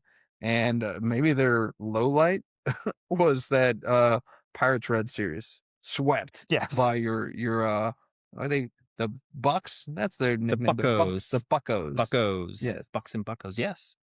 Yeah, swept by a great Pittsburgh team. Great Pittsburgh. They are bottom feeder. They are still the last team in that division. Crazy again. They're 19 and 17. 19 and 17 and last in the division. A's are 19 and 19 and they're leading the division. I know. Well, the Pirates ran into, it was nice that they got the sweep over the weekend or earlier in that week, but then they got swept by the Cardinals. Yeah. So that was a 4-game series too. So we're riding high for a second. And you lost it. But yeah, dude, the Cardinals, 21 and 15. How are they doing it? We gave them zero credit. Zero credit. I can't even really name but a couple players on their team. The only reason I know one of them is because Dwight's trading for him, or Jimbo's trading for him. Yeah. Westerholt. Was it Wester or Weatherholt? I think it's Wester. I think there's an S in there. I'll look. You keep talking. But no, look, they've got, Jordan Walker is all of a sudden playing to, once again, those young kids that come in. He has struggled forever, and all of a sudden he's got it going. I still don't think their starting pitching is any good, and thank God the streamer that you picked up. Palante. I just saw that. He was like 10% owned. He had 3 good starts in a row. I was like, this is in fantasy baseball when the shoe comes off again. And they struggle. Like, they had 3 good starts. It can't be 4 for this no-name. And I was like, but Brandon picked him up against me, so I'm like, this is going to be like an 8-inning gem. Thank God he got shelled. It's the only thing that makes me feel like I got a shot. Yeah. No, I overthought it, man. Like, I should have known. I'll tell you this, and it'll be a race to who gets to him first. The number one rule, I don't even want to share this because everybody listens to this freaking podcast. They're going to steal my waiver ideas. I'm going to do it anyways. We all you just got to add drop against whoever's playing against the White Sox because you're going to get a ton of strikeouts, and as long as you can get past Murakami, you'll probably get a quality start. Oh, see, no, I disagree. I said in the last podcast, you do that, you're a fool. Okay, because they're actually doing well this year and scoring some runs. Oh yeah, what happened today? You know what happened today? Well, yeah, they got. They got crushed. My rookie from the White Sox decided to just give up long balls left and right to the Angels. Yeah, that's right. Including your boy Trout. Did he hit a home run today? He did not hit a home run. Oh. You lucked out on that one. No, but this guy, the Angels pitcher was one of the guys I was looking at. Urania, 6 innings, 1 run, 5 strikeouts against the White Sox. Should have picked him up. He should have. Should have, would have, could have. We'll see how Gallen does tomorrow. Ooh, yeah. Against the Pirates. Oh, man, Gallen. Why? What happened to him, man? He used to be a Cy Young winner. Man, he's just falling off the face. Yeah. Oh, that's the bounce back I'm home for against you. Come on, Zach. You still got it. He's got an ERA of like 8 out of like 8 starts. Yeah. So fine. The other shoe's got to. I know, right? I know. Instead of the shoe falling out, the shoe's got to get put on for him. But talk about you say that I've got some fantasy mojo, man. This year it's the Semco mojo train because I gave you so much crap about the Ellie De La Cruz. Yes, you did. Trade when you traded away Scooball, and man, you look like a genius because when official this last week, Terry Scooball on the IL with loose bodies in his elbow. When did this happen that this became a thing? Yeah, it happened to Diaz. Yeah. Now Scooball. Loose bodies. I was telling you, it sounds like an STD. It's like, bro, you got some loose bodies up in you, man. We've been sleeping with. You don't want, that's when you don't want to know. So you went to Baltimore for the weekend. Damn, you came back with Baltimore with like 3 loose bodies. Jesus. One hell of a time. But yeah, Scooball's out, man. Tigers, can they do it without their Cy Young winner? Well, then not also if their second guy is throwing at guys and getting suspended. Yeah, your boy Framber. No, I don't think so. I think Scooball, he's a guarantee innings eater, almost a guarantee win. There's so much that goes on a team. Like when you've got that horse out there that every 5th day, like you're probably going to get a win. You can set up almost the rest of your week based on that. Yeah, they're going to struggle. Good starter has a ripple effect, right? Yep. You can rest your RPs, your relief pitchers. You're like, maybe we'll need a guy in the 8th, 9th, maybe the 7th. Yeah. Maybe. But we can count on this guy to get us there, get our good relief pitchers some rest, give some confidence to the offense. They're like, we know who we got on the mound today. Yeah. Like 2 runs is going to do it for us. And then that loosens them up, and maybe they put up 8. It has a ripple effect. It does. And then it's next man up. Framber was probably super chill, being like, I'm the 2 on this team. I'm the 2. I'm a great pitcher, and I'm a 2. Minute Scooball goes out. I'm pegging this at Trevor Story. Right in the back. I didn't sign up for this. I'm supposed to be the 2, not the 1. 10 runs. Yeah. Oh, man. No. And ejected and suspended. Trifecta. Way to go. Yeah. The other thing with Scooball is that he's coming up on free agency. Oh, this sucks for him. Now, they're saying, like 2 months on the IL right now is what is expected for it. So it's not, season ending. I don't know anything about this loose body. I don't think anyone does. Is it like, is it like parts of your elbow are chipping off? Literally, yes. You're rifling the ball too hard? And and they're literally loosely swimming around your elbow. So they're pulling those out. Yeah. Okay. So I mean, I guess can't it's not good. Yeah. So your elbow is deteriorating. Breaking. It's like chipping away. Yeah. I've got a lot of elbow. It's a joint. So it's gonna start sliding out from your arch is gonna go sideways.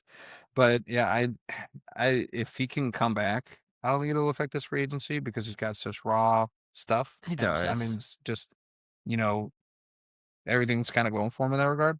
So I hope it doesn't. I never wish a guy not getting paid. Any excuse to not pay a guy, especially like a pitcher. I mean, he might go down. Look, I'm not going to feel but so bad. He's probably still going to garner, 20 at the least million a year? Oh, yeah. If not 30. Yeah. That might be 25 now. Yeah. But I don't know. You just kind of hate seeing that because it just gives now every team ammo to like not justify not trying to pay a guy. Yeah. And we always talk about like, contract years. Yeah. People are trying even harder. And, it sucks that it's like, what have you done for me lately? But that's what kind of contract years are. It's like, okay, you were great for 5 years, but that last year, right before you hit free agency, I know. hurt. Right. Or you fell off. What happened there?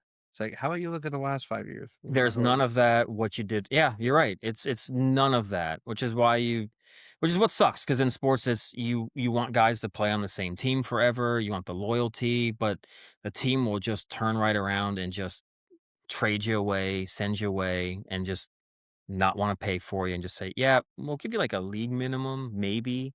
But yeah, so poor Tarek, maybe. It's what else is a shame is that he was definitely betting on himself. Like, he's playing on a 1 year. It's he won his arbitration case. Yeah. So yeah, he's getting paid $32 million this year. $32 million this year. Makes it easier to play on a 1-year deal. But, I mean, it's still a 1-year deal. Yeah. So it sucks. When you think about, if he was able to get that contract signed before they hit arbitration, he would have made upwards of, they're saying that he could be making upwards of $400 million. Man. $400 million on his contract. We'll see how much that drops if this doesn't go away. If he doesn't come back within 2 months, or if he comes back and he re-injures, that's going to be the problem. That's the fear. So if you are Screwball or his camp, you're like, if you, let's say 2 months down the road, you see where Detroit's at. They're 20 games behind the leader. Are you bringing it back? Or you're like, I'm shutting it down. But then does it give questions for, like, if he couldn't come back and play, then is there something more wrong with the elbow? Okay. Maybe. Yeah. The competitive edge, I don't... Look, if you're going to hold that against them, it's just you're playing a negotiation at this point. Yeah. Like, but that is going to get used against them. But yeah, 20 games out. But yeah, what if they're 7 games back and could make a run? I mean, just like Cleveland did to them last year. Yeah. Well, it's not to say that Detroit couldn't do the same thing. And yeah, what if that becomes the big talk? It's like, it's been 2 months. Like, where is Tarek Skubal? And it's all this, well, they want to make sure he's 100%. You could see it going until by like the end of the year. And then it's like, well, we don't want to bring him back now because Tarek's such a competitor. He's going to want to go 8. And it could really get bad. And he seems like just like a good dude overall. And the business side is going to like ruin almost all of this. It's funny you say the business side because you know who his agent is? It's Boris, isn't it? Yes, it is. Okay, so he's not a great dude then if he hires Boris. So, yeah. So with that piece of information, I 100% think that, yes, he will shut it down. Yeah. If it's not an ideal position for him to be in. And he will probably still get that $400 million. Because that's what Boris does. Give free agency. You're not going back. Detroit might as well just say, oh, he's done in Detroit. It was nice knowing you. Yeah. Which also sucks because knowing that they're like, this is our last chance with Skubal.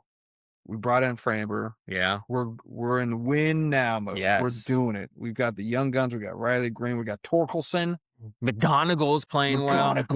What a name. What guys with names on that? I mean, yes, see, Detroit's just crushing on the name game. Framber, Torkelson. You got a guy named Kerry Carpenter. That's a girl's name. Swings like a girl, too. Ooh, that's fire. Swinging a miss. Well, anything else you noticed from last week? Just a pathetic AL. Yeah, it's really, there's kind of like with the NBA units, the West is always considered way greater than the East. The NL's just... Which is the AL was always the top dog. When we were growing up, absolutely. It was the AL. It was the Yankees, the Sox. Seattle with Ken Griffey Jr. and old Jay Buhner, Randy Johnson. One of my favorite teams of all time. Yeah. Those are some good guys on that team to watch. Tino Martinez and Edgar Martinez. They're the Martinez brothers. Oh, that was a shame they didn't win one. Yeah. I want to see Griffey win one. I know. What you thought when he went to Cincy? I don't know. First Mike Trout, man. I mean, he just was... I mean, he couldn't get healthy. Couldn't, no. You know? Yeah. I mean, yeah. Once he went to Cincy, I don't know. So that Cincinnati chili just did him in. I don't know. Maybe it was the something Frogman. Oh. Maybe the lovely Frogman? Yeah, maybe he got attacked. Maybe. We're not doing cryptids today. We already said we're not. I'm not ready. It's on my mind. Not ready. Re-listen to the podcast, and those cryptids, man. That is such intriguing stuff. I know, man. Can't wait for you to see some squonks. I know. See the squonks. Yeah, as far as what I saw, it's kind of the same thing. It's the dichotomy of the leagues.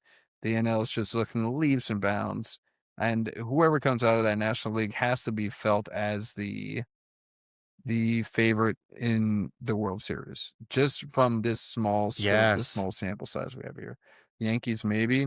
Garrett Cole comes back. Yeah, maybe you could make an argument for them. Tampa Bay, good old Tampa Bay. Yeah, they've 24-12. They're like, what? They're 12 games above 500, but nobody's giving them any deal. And they have made couple World Series runs, I think, in the past. Upton? Oh, those Upton brothers, just so hot or so cold, man. So hot right now. Yeah, I know.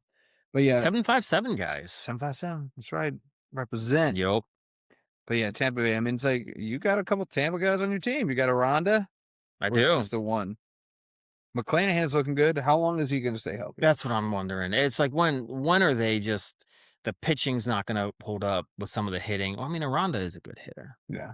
But other than that, they really don't have much for hitting. Yeah, Jimbo needs a little bit more out of Junior. A lot more out of Junior. He's a lot. I will say, I know, I just keep piling on. I noticed your team the other day. You had full lineup with everyone playing every game. Uh-huh. I noticed Luke Keyshaw and Tyler Soderstrom were your two bench guys. Oh, you're talking to Jimbo, right? Yeah, talking to Jimbo. Yeah. I was like, I don't have those guys on my team. No, but I did notice those are the two guys that you put on your bench. Two guys that you're so high on. So high on. Dragging them. I was high on Keyshaw. I thought he was going to be doing something.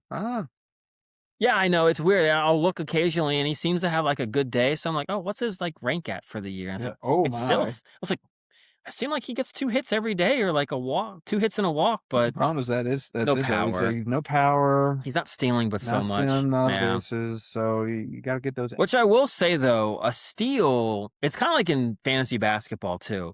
Guy gets you, like, 3 steals in basketball... and a guy gets you a couple steals in baseball, shoot up the rankings. Yeah. Like, way too high. Well, yeah, they put way too much value. I'm like, okay, so Mike Trout hasn't hit a home run in 7 days, but he got 2 steals, and he's still a top 10 fantasy player. I'm like, no. Like, a steal to home run RBI runs? Like, yeah, because, the home run ripples on 3 different categories. Or 4, hit, run, RBI, dinger. But somehow getting that steal will just shoot you up. It's because they're 5-tool. I know. Have that 5-tool guy. Like Bobby Witt, you know? Bobby. Yeah, only other thing that I would say is that that jumped out at me from last week is Nets still doing it, baby. Hanging in there. They are. 17-20. Your boy Cavalli's pitching a little bit better lately. I know. Dude, they put up 15 runs today. Final score 15-2. That offense, I don't think was ever the problem so much. It's always been pitching. It's always the been last 3 years it's been pitching. Yeah. Yeah. I am. It's bittersweet, but I'm kind of happy that our castaway that we traded to the Rangers, the pitcher. Gore, Mackenzie Gore, yeah. He's not having a great. He's not having a good season. I'm like, that's good. Kind of. Not really. I still hope for the best one. I mean, he got traded to us, and then we traded him away. It's like, he didn't really have any control over what was going on. I know that he wasn't psyched to be with us, from what I understood. Really? Especially the late last year. It's just like, what are we doing? And especially when we, when Rizzo was gone, and he saw the direction we're going, he's like, I'm kind of in win now mode. Yeah. I want to go somewhere where we're gonna have a chance to compete. So I can respect that, but still, I'm glad you're not doing great. Yeah. But wish you were doing a little bit better, but not too much better. Yeah. But your Mets are still in the cellar, man. 13-22. They suck. I mean, again, we talked about the last one. Like, can we put a doomsday clock on their manager? When is he going to get fired? If they're still second to last or last by the end of this month, he has to be gone. Okay, let's put not wagers, but let's do predictions here. Who's going to get let go first? The Mets manager or your boy, the Giants? I was going to bring that up. They've got the worst run differential in the league. -42. I know. Yikes.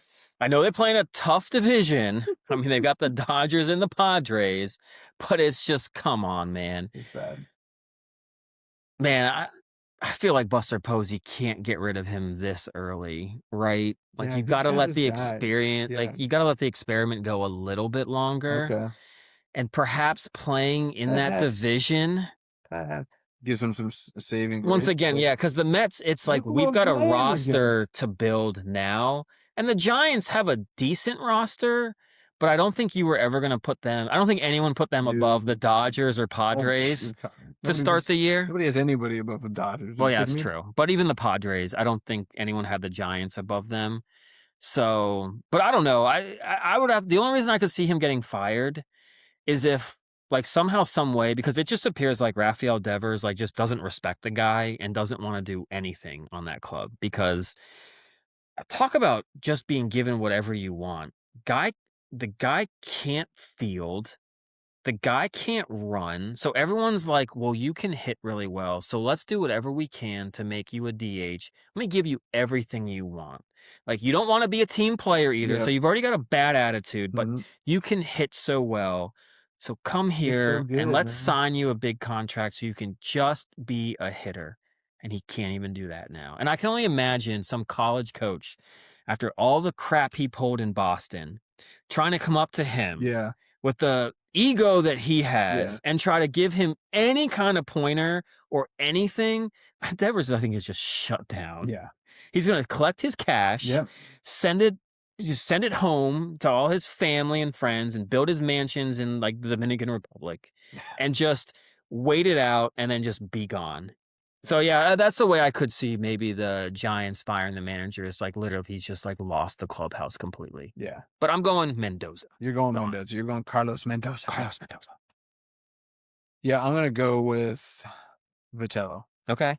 Just one, I agree with you in the sense of Mendoza, you have no reason not to. They've been throwing money at players. They've built a huge roster of guys that are professionals. Yes. Went out and got traded. Freddie Peralta. Got Juan Soto. Yes. Greatest hitters on your team.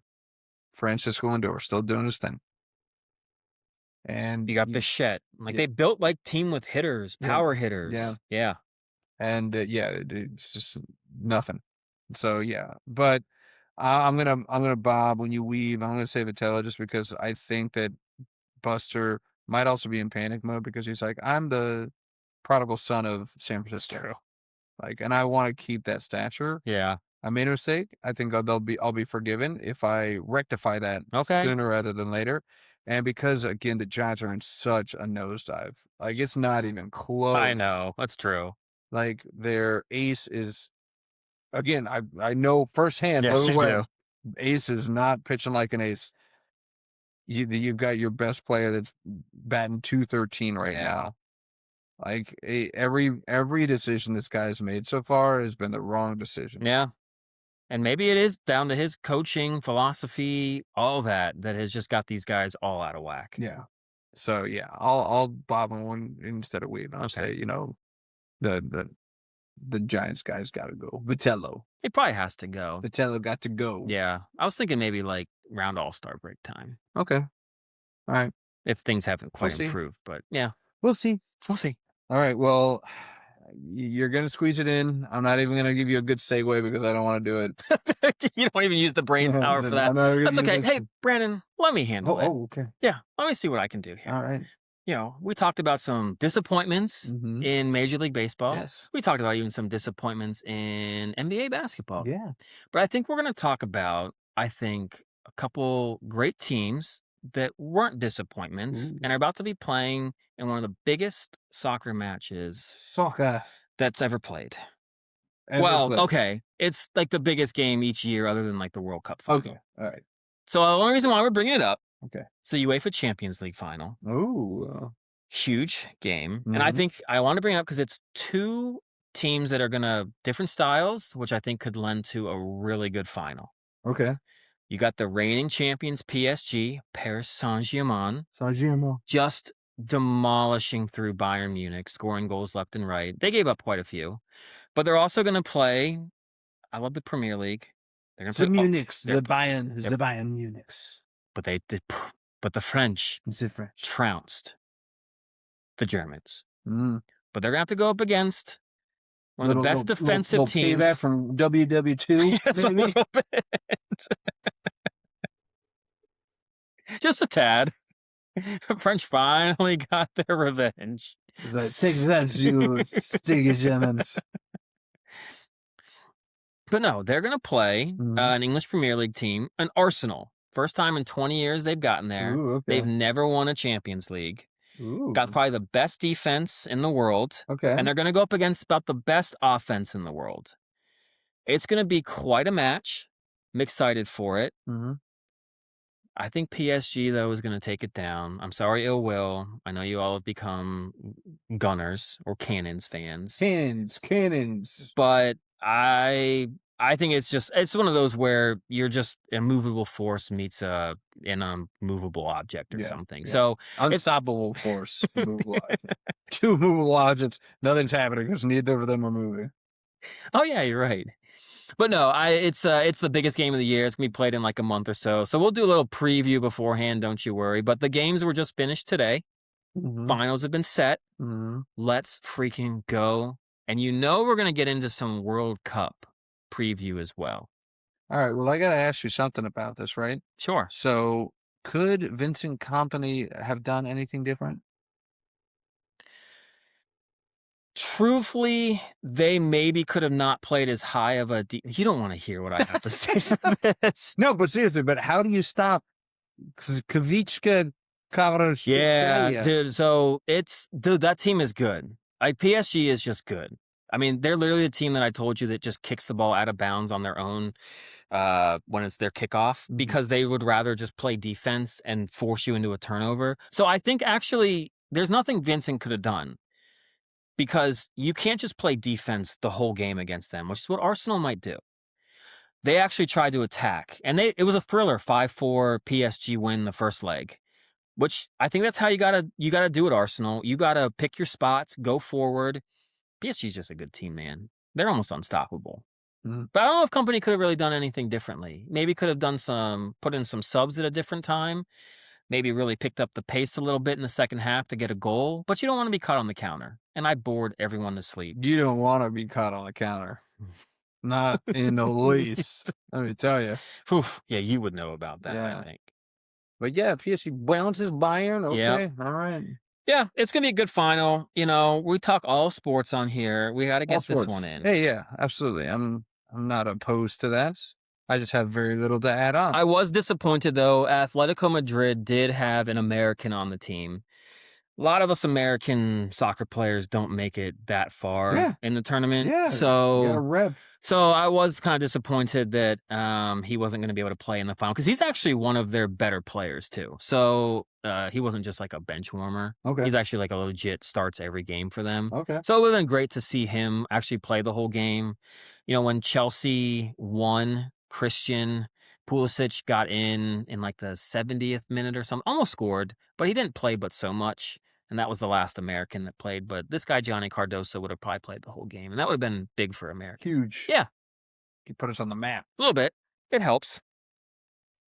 Well, I can't wait. I'm on the edge of my seat for this Champions League. You want to watch it together? Yeah. Okay. Yeah, just tell me. Oh, when is it?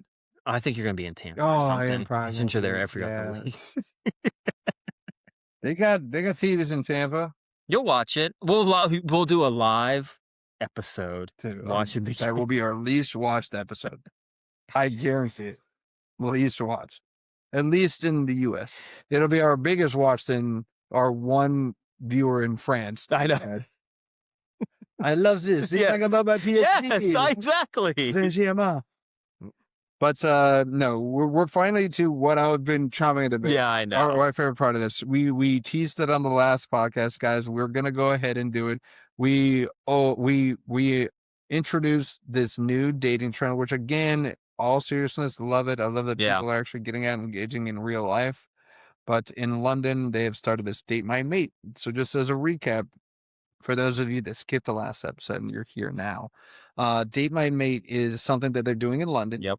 Where they are going to pubs and bringing a friend, and the king of wingmen is doing a PowerPoint presentation to say, "Hey, this is my mate. Yep, he's not full of bollocks. He's a good guy. He's a good mate." And hyping it out. It's pretty much a hype point. It's not a PowerPoint. It's hype point. And we're like, we've got a lot of friends. Sadly, they're all taken. So we couldn't pick a single friend out of the bunch. No. One is recently divorced, and that might have been too soon. Just a tad, I think. So we're like, we're not even going to go there. Yeah. But we have a lot of familiarity with a lot of these friends groups. Yep. So we chose two at random. Not really. We put a poll out. We did. But we kind of already knew who we wanted to pick anyways. So, take that for what it is. Well, we decided, hey, let's practice this. Let's bring it to the stage. Yeah. Let's do our part. So we've created PowerPoints for two of our friends. Yes, we have. Again, hypotheticals because these are two people that are happily in relationships. So this is not to mean they are available. So don't ask us, don't ping us, hey, what's this guy's deal? Because this is all hypothetical. Yes. But we wanted to get the word out there. So without further ado, we are going to share our Date My Mate. Yes, we are.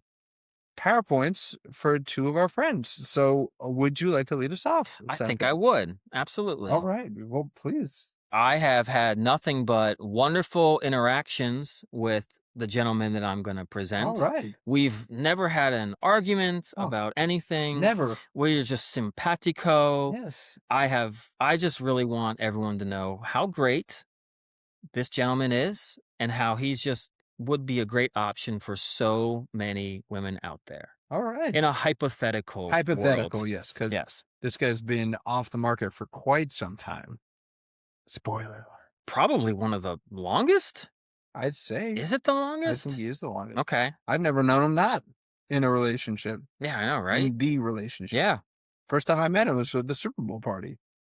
I think that's the first time I met him, too. Ooh, so we're giving out hints. See if some of our listeners know who we're talking about. Because in a slick second here, you're going to see it. It's going to be up there. Let's see it. All right, let's see. Tech Savvy Senko can get his screen to show. You like my Hawaii shirt? Oh, that's just you. There we go. There we go. The Grizz. All right.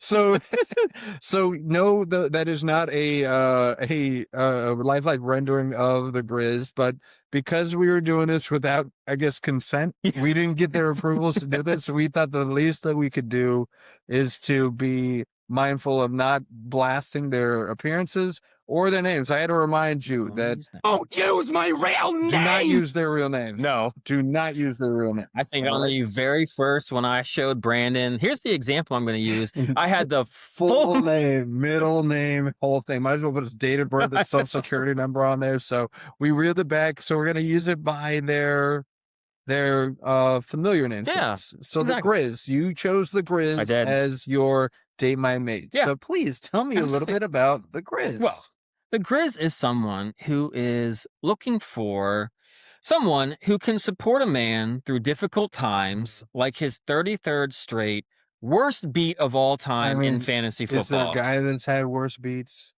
No, never. I mean, this guy's got, he always, go ahead. He always picks the perfect lineup, and it's always some guy had a better week, and he's always paying attention. Yeah, I know.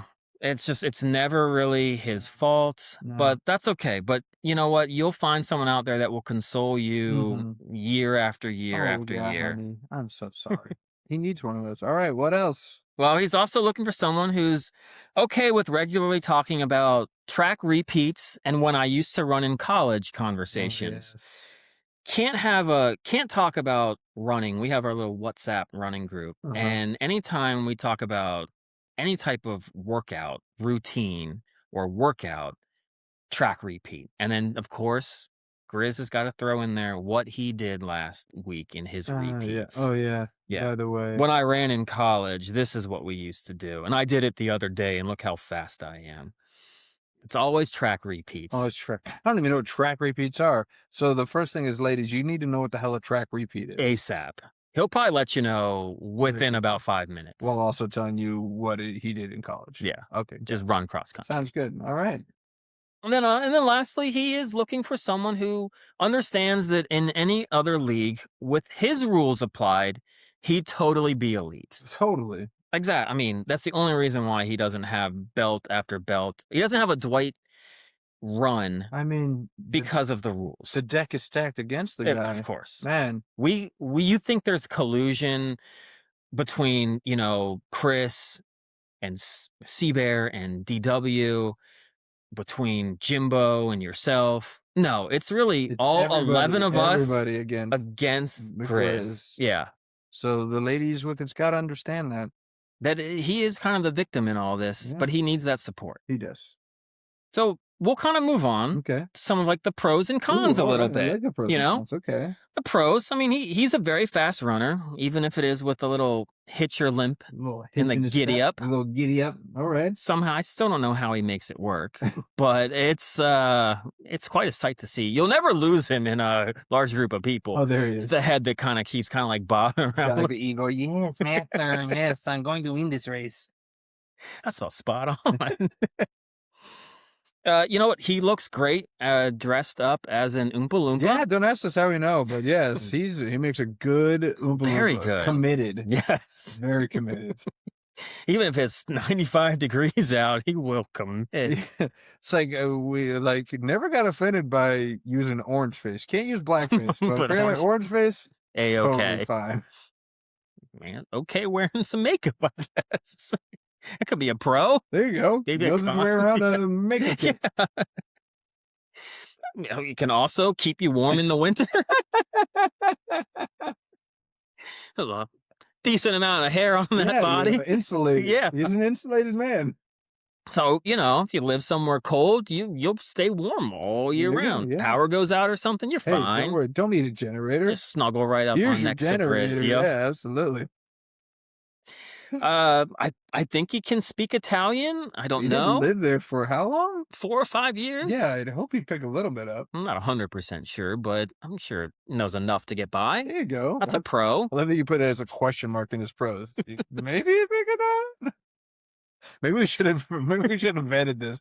Ask him if you could. Can you pick Italian? No, I didn't want to. I think he can. He probably can. Yeah, more than we can. Definitely. I can say Peroni. That's a beer, though. That's the only thing I can. Yeah, I don't know. Spaghetti. Linguine. Vermicelli. Vitello. Mozzarella. Vitello of fire. This. I like that. We know he's competitive. Yes, obviously from the previous slide. Yes. Even if it's he just has no chance in hell, but he'll be competitive about it.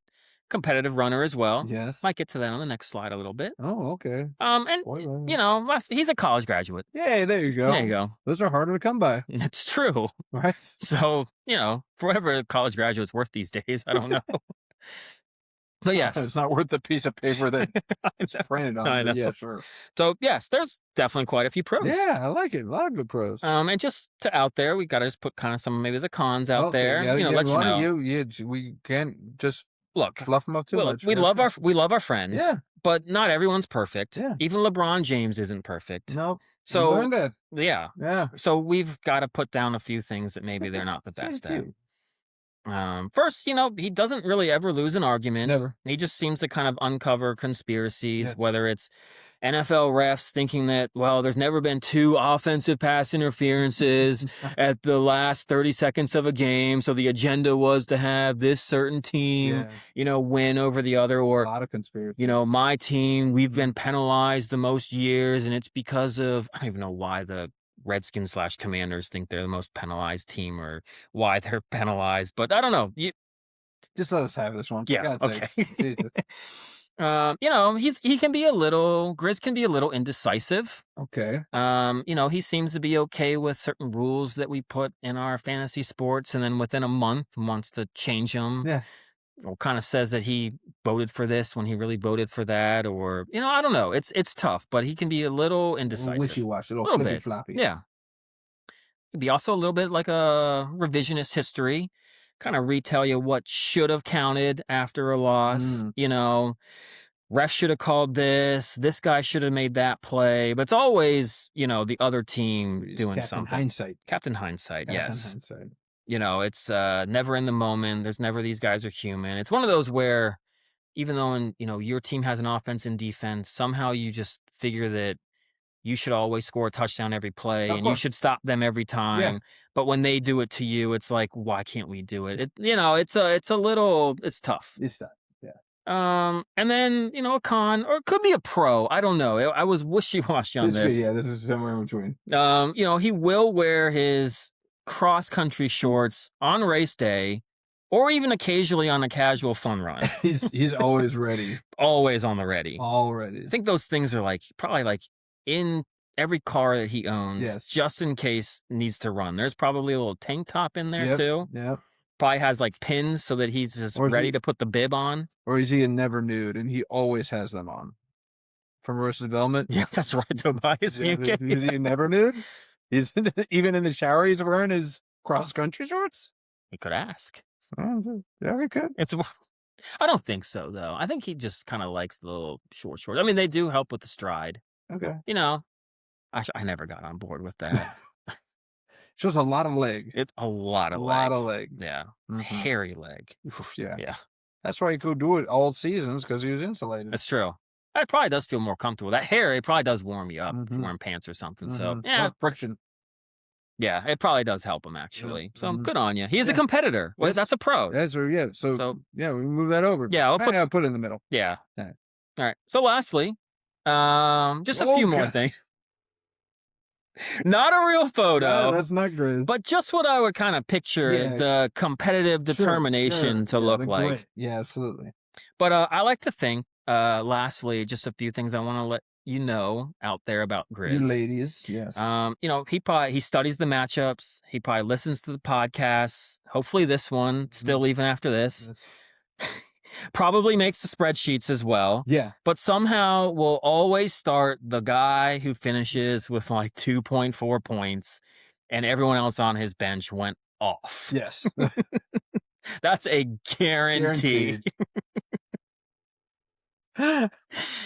But you know what? And it'll be but then that ripples into collusion and conspiracies and the whole nine. So it kind of revisionist history. Yes. Yeah, it's just So it's not who I started. Something happened with my lineup.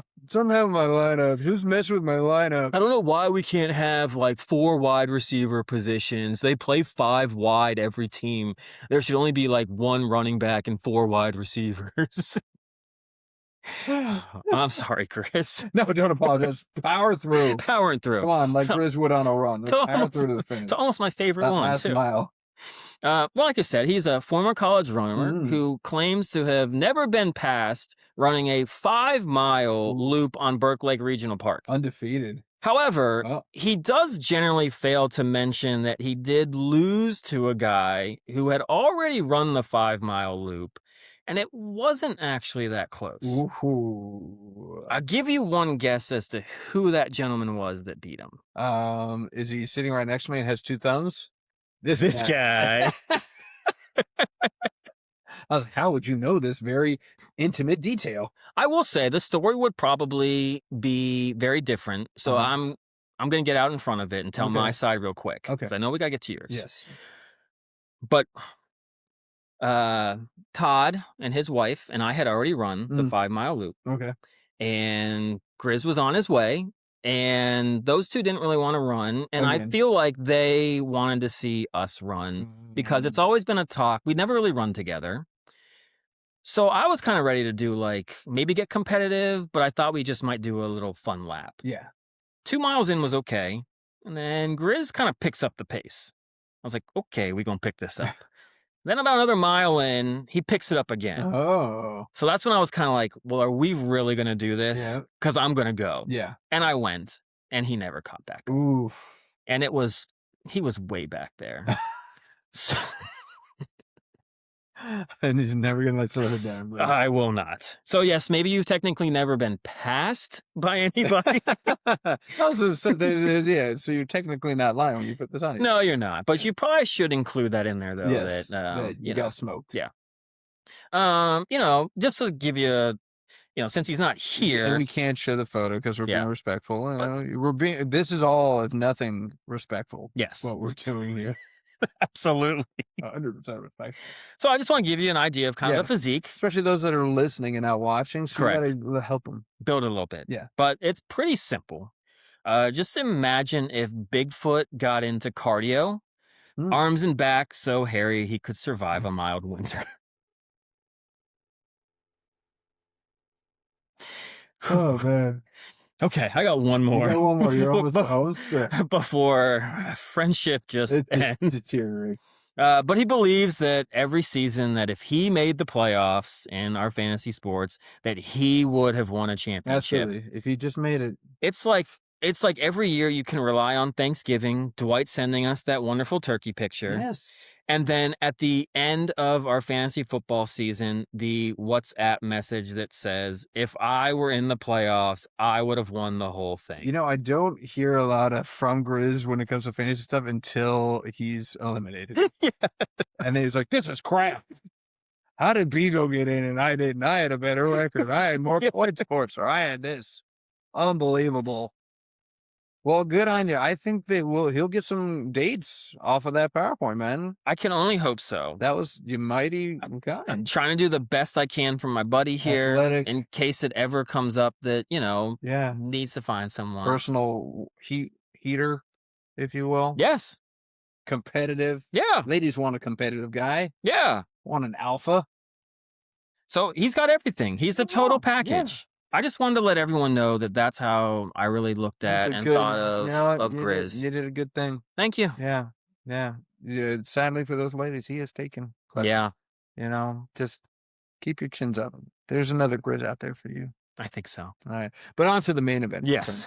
Yes. So you got the lucky Grizz. We're going to keep it in that Bear family because we're moving on over to Seabear. Yep. Yes, Seabear, you are my pick. Congratulations. I've been wingman for Seabear for 10 years, right? And we know each other so well. We finish each other's sandwiches. Exactly. Yes, exactly. And and I was like, I have to do it. Luckily, he was voted on the poll, so it wasn't collusion. It wasn't, this is legit. So yes, I will be doing mine on Seabear. Papa Hunter, you can listen in because it's all complimentary. I promise you that, sir. And without further ado, let's go ahead and dive right into the Date My Mate. Oh boy, Seabear. Let's see, where are you?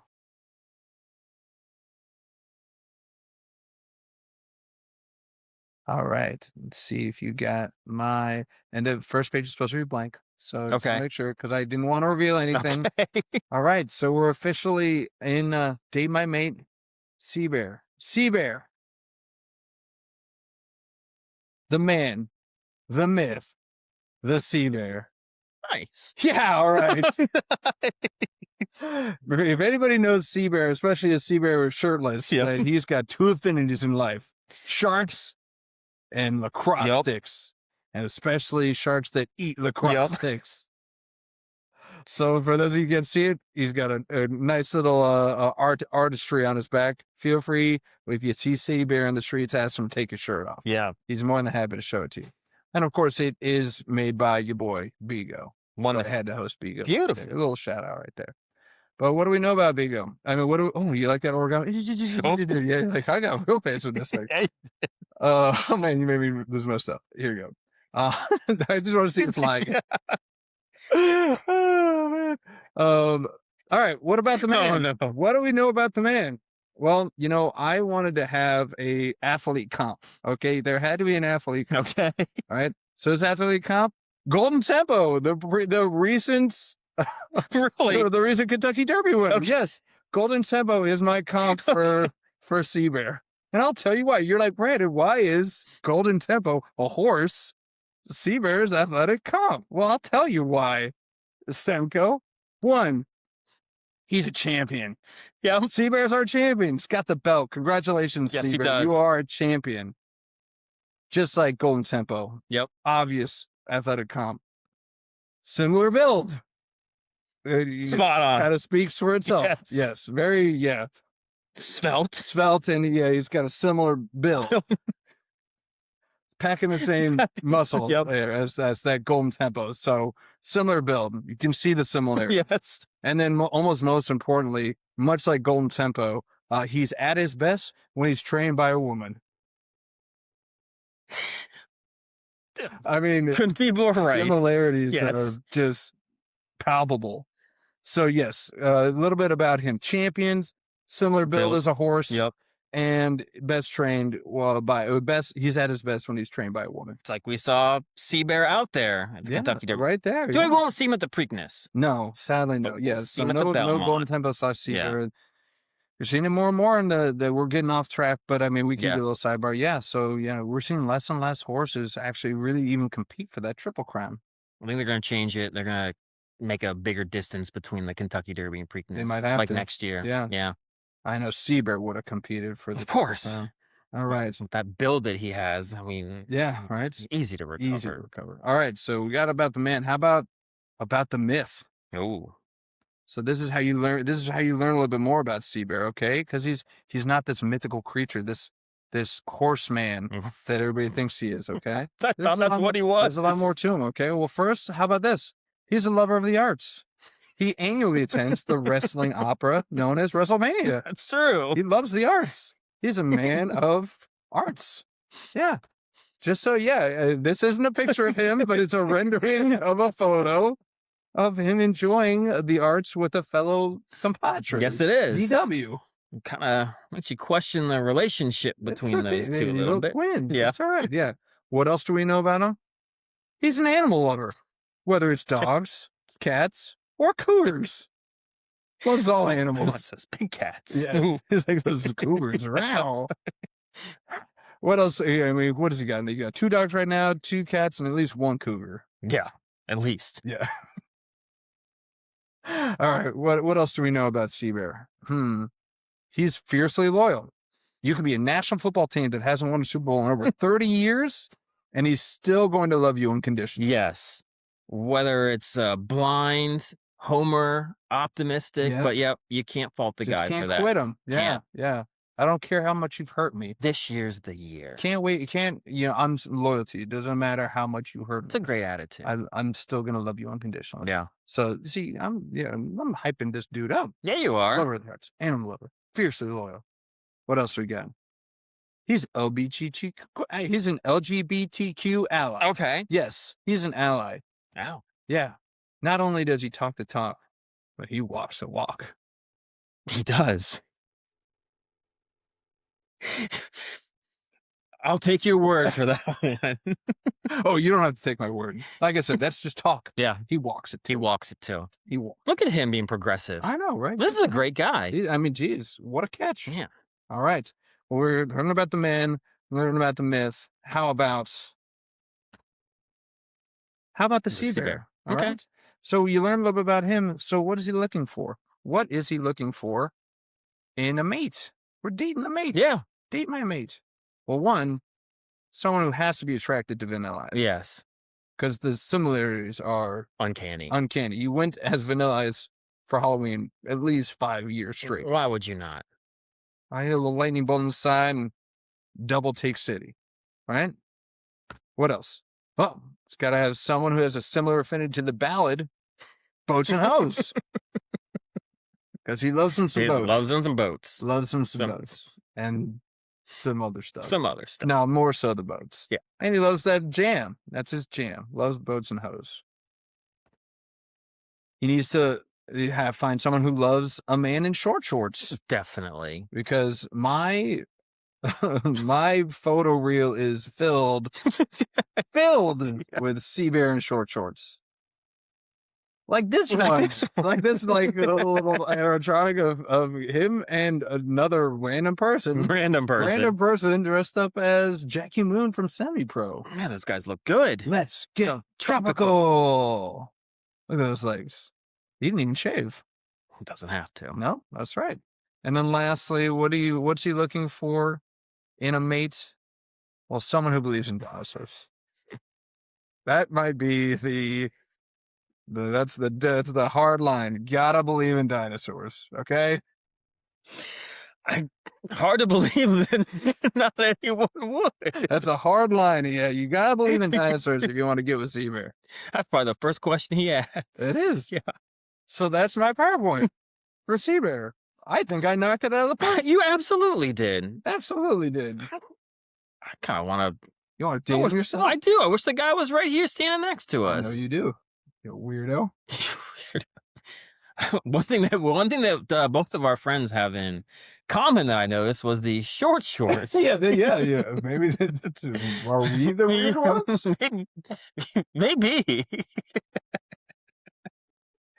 Oh, what a great show. Well, guys, it's all in good fun. We love you. Yeah. And we wouldn't have done it unless we knew you guys would have a kick out of it. But yeah, absolutely. Date my mate. Yeah. Date my mate. I think please. truly, I think we've said it on the podcast before, but it's one of those where like I think every one of our significant others have met us when we're like in a group together. Mhm. And it's usually not the first review is usually not very flattering about us. But I think it's one of those then when you actually get to like know us and actually, see us and realize like I think we're all really good guys. We are. Absolutely. We all had a few flaws here and there, but at the end of the Nothing. day, like we're all nice, we're all friendly, we all love each other, and it's just we have a great time and little oddities in there. But hey, Yeah. what's not to expect? Exactly. You know? My wife was concerned before meeting you guys because of like the So was Be mine. More trip, and it's like, I don't know, like you guys are going off and you're doing guys trips. Yeah. What goes on at these guys trips? Mine too. And then when she met you guys, she was like, oh no, never mind. Yep. Nothing to worry about. Yep.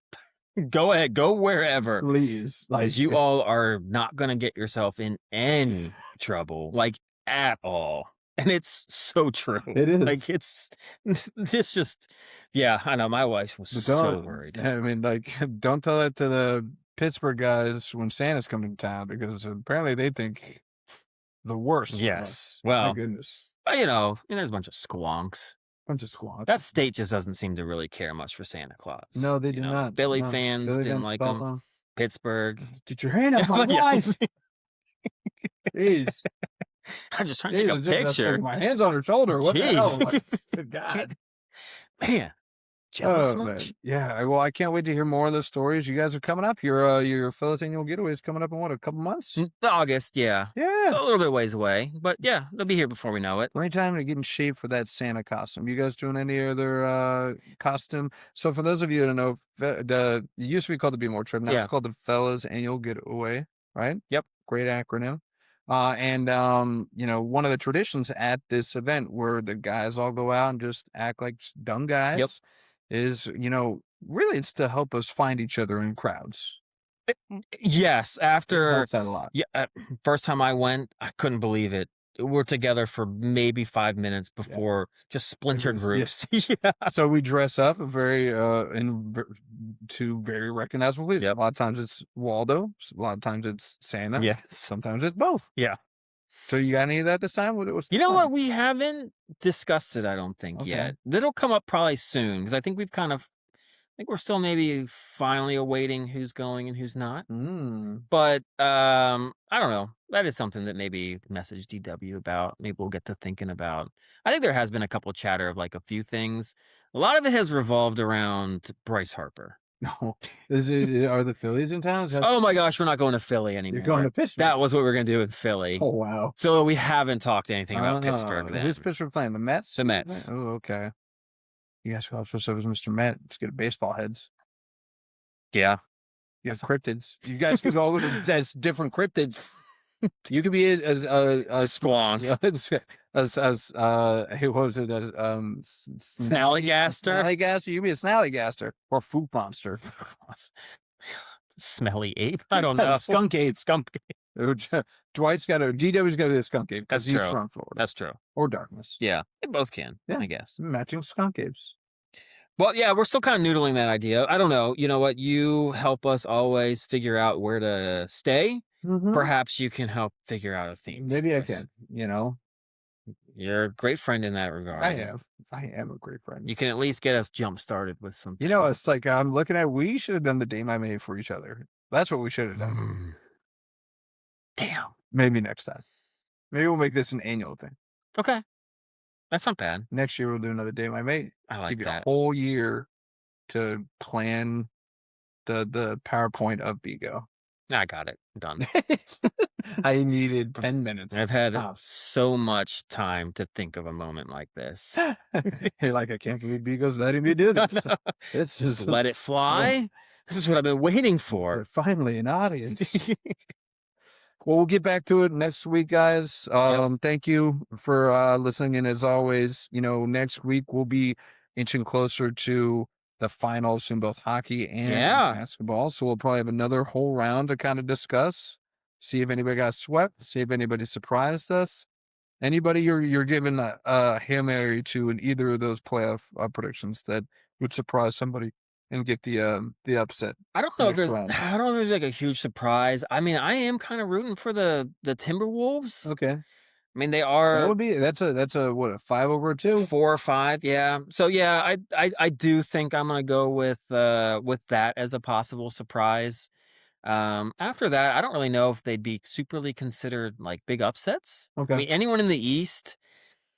I mean, I guess I'd be surprised if Cleveland beats Detroit with Cade Cunningham back, but I still don't know if I'd think of that as an upset. Nah, I could see that's kind Yeah. of like a coin flip. I'd be more surprised if Philly beat the Knicks. Well, if Embiid doesn't play, then that would hurt. But I mean, the Sixers came back from 3-1 against the Celtics. Yeah. Credit to the Sixers. It's been 8 years, and the Celtics have had their number for 8 years, and they finally got over the hump. Yeah. I root for that. All right. Well, you pick some upsets in the NBA. I'll pick some upsets. I mean, I think Anaheim. We talked about Vegas, but I think Anaheim. They are upstarts. They have no fear. They just beat a Connor McDavid Edmonton. So I think that I know they're down 1-0 in the series, but that's something that they have a lot of fire in them. I think they could surprise Vegas. Good pick. And Vegas had trouble with Utah, so I'll go Mighty Ducks. Quack, quack, quack, quack, quack, quack. We should watch that movie. It's a great movie. Have you played like any of those movies for like your kids? No, we're strictly on animation right now. Okay. We haven't gotten to like live, and I realized this because I was trying to explain to my son when he was, I think it was 4 or 5, the difference between cartoons and like live. He's like, what do you mean these things aren't real? And I was like, well, they're cartoons. He's like, what are cartoons? Okay. Like it's like animation. What's animation? Okay. People drew these things on paper and they came to life. And it's like, what? Like trying to explain animation to a 5-year-old. Was he trying to then like draw things to hope that they come to life? I think it's just his wheels were turning. It's like when I draw something, it does not move. Yeah. Those are moving. These are not. Like, what are you talking about? He's not wrong. It's true. And I was like, I need to get one of those flip books. Oh yeah, those are cool. I remember those back in the day. Yeah, those were good times. Yeah. Back when we didn't need all the social media and the TVs and the screens. We still don't, except to try to build our following. Yes, we need that. So don't stop, you Gen Zers. Yeah. Keep absorbing that content every week. And keep doom scrolling and find us. Yeah, come on. Find a date, my mate. And then, we got one less extracurricular to do here, so I think that's going to leave more room. We've gotten away from our wacky stories, so we've got a few in the pipeline. Some good ones. I'm excited to see. You got the robot that delayed a plane. You got this California man that did how many pull-ups in 24 hours? 12,412. I got some questions about the mentality of a guy. Like, you've got to be crazy to do this, right? Crazy, and you're probably like on Ritalin or not Ritalin, Adderall. Adderall. He's like, yeah. Yeah, and then we got a little shout out to one of your old work habits, Trader Joe's. Maybe we'll do the Trader Joe's. We should. Who knows? You can share us some of those Trader Joe's stories that you have. There's some decent ones in there. I bet you do. Yeah. Sea Bear. Oh yeah. Could you imagine both of us working together? I can't. It was the best time ever. Yeah, I bet it was. You guys didn't get anything done.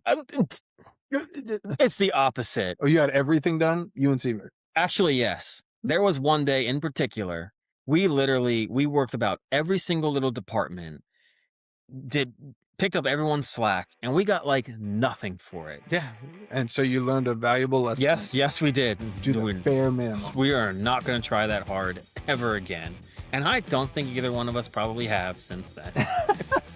And look who you are. You guys are like slowly rolling up the ramp to success right there. Yeah, absolutely. Yeah. It's been the curve, the slope has been pretty.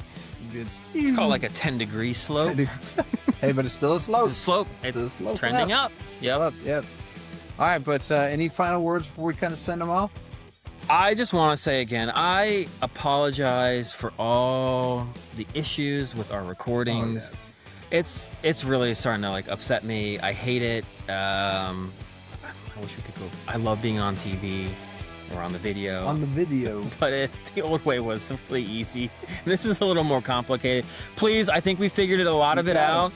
So, thanks for hanging through. Yes, thank you very much. I want to say I think our last episode was one of our best. It was. I think this one's a really good one too. So I think the content is good if sometimes the audio visual is a little bit behind. But I think we're going to get both well. It's great. We're trying. We're making it look real. We're not. This is how you guys know that we're not AI swap. It's true. Because we have so many mistakes. And AI swap couldn't come up with this. Master Cylinder! Come on. Master Cylinder. That's right. That's another episode of the Undrafted and Overconfident podcast. The two friends who've been arguing about sports for 20 years and still can't agree on anything. Drop a rating, give us a like, follow us on Instagram at Undrafted and Overconfident. You can even email us at undraftedandoverconfident@gmail.com. And we'll be together next week with same takes, different nonsense. Yeah. Thanks, y'all. Peace.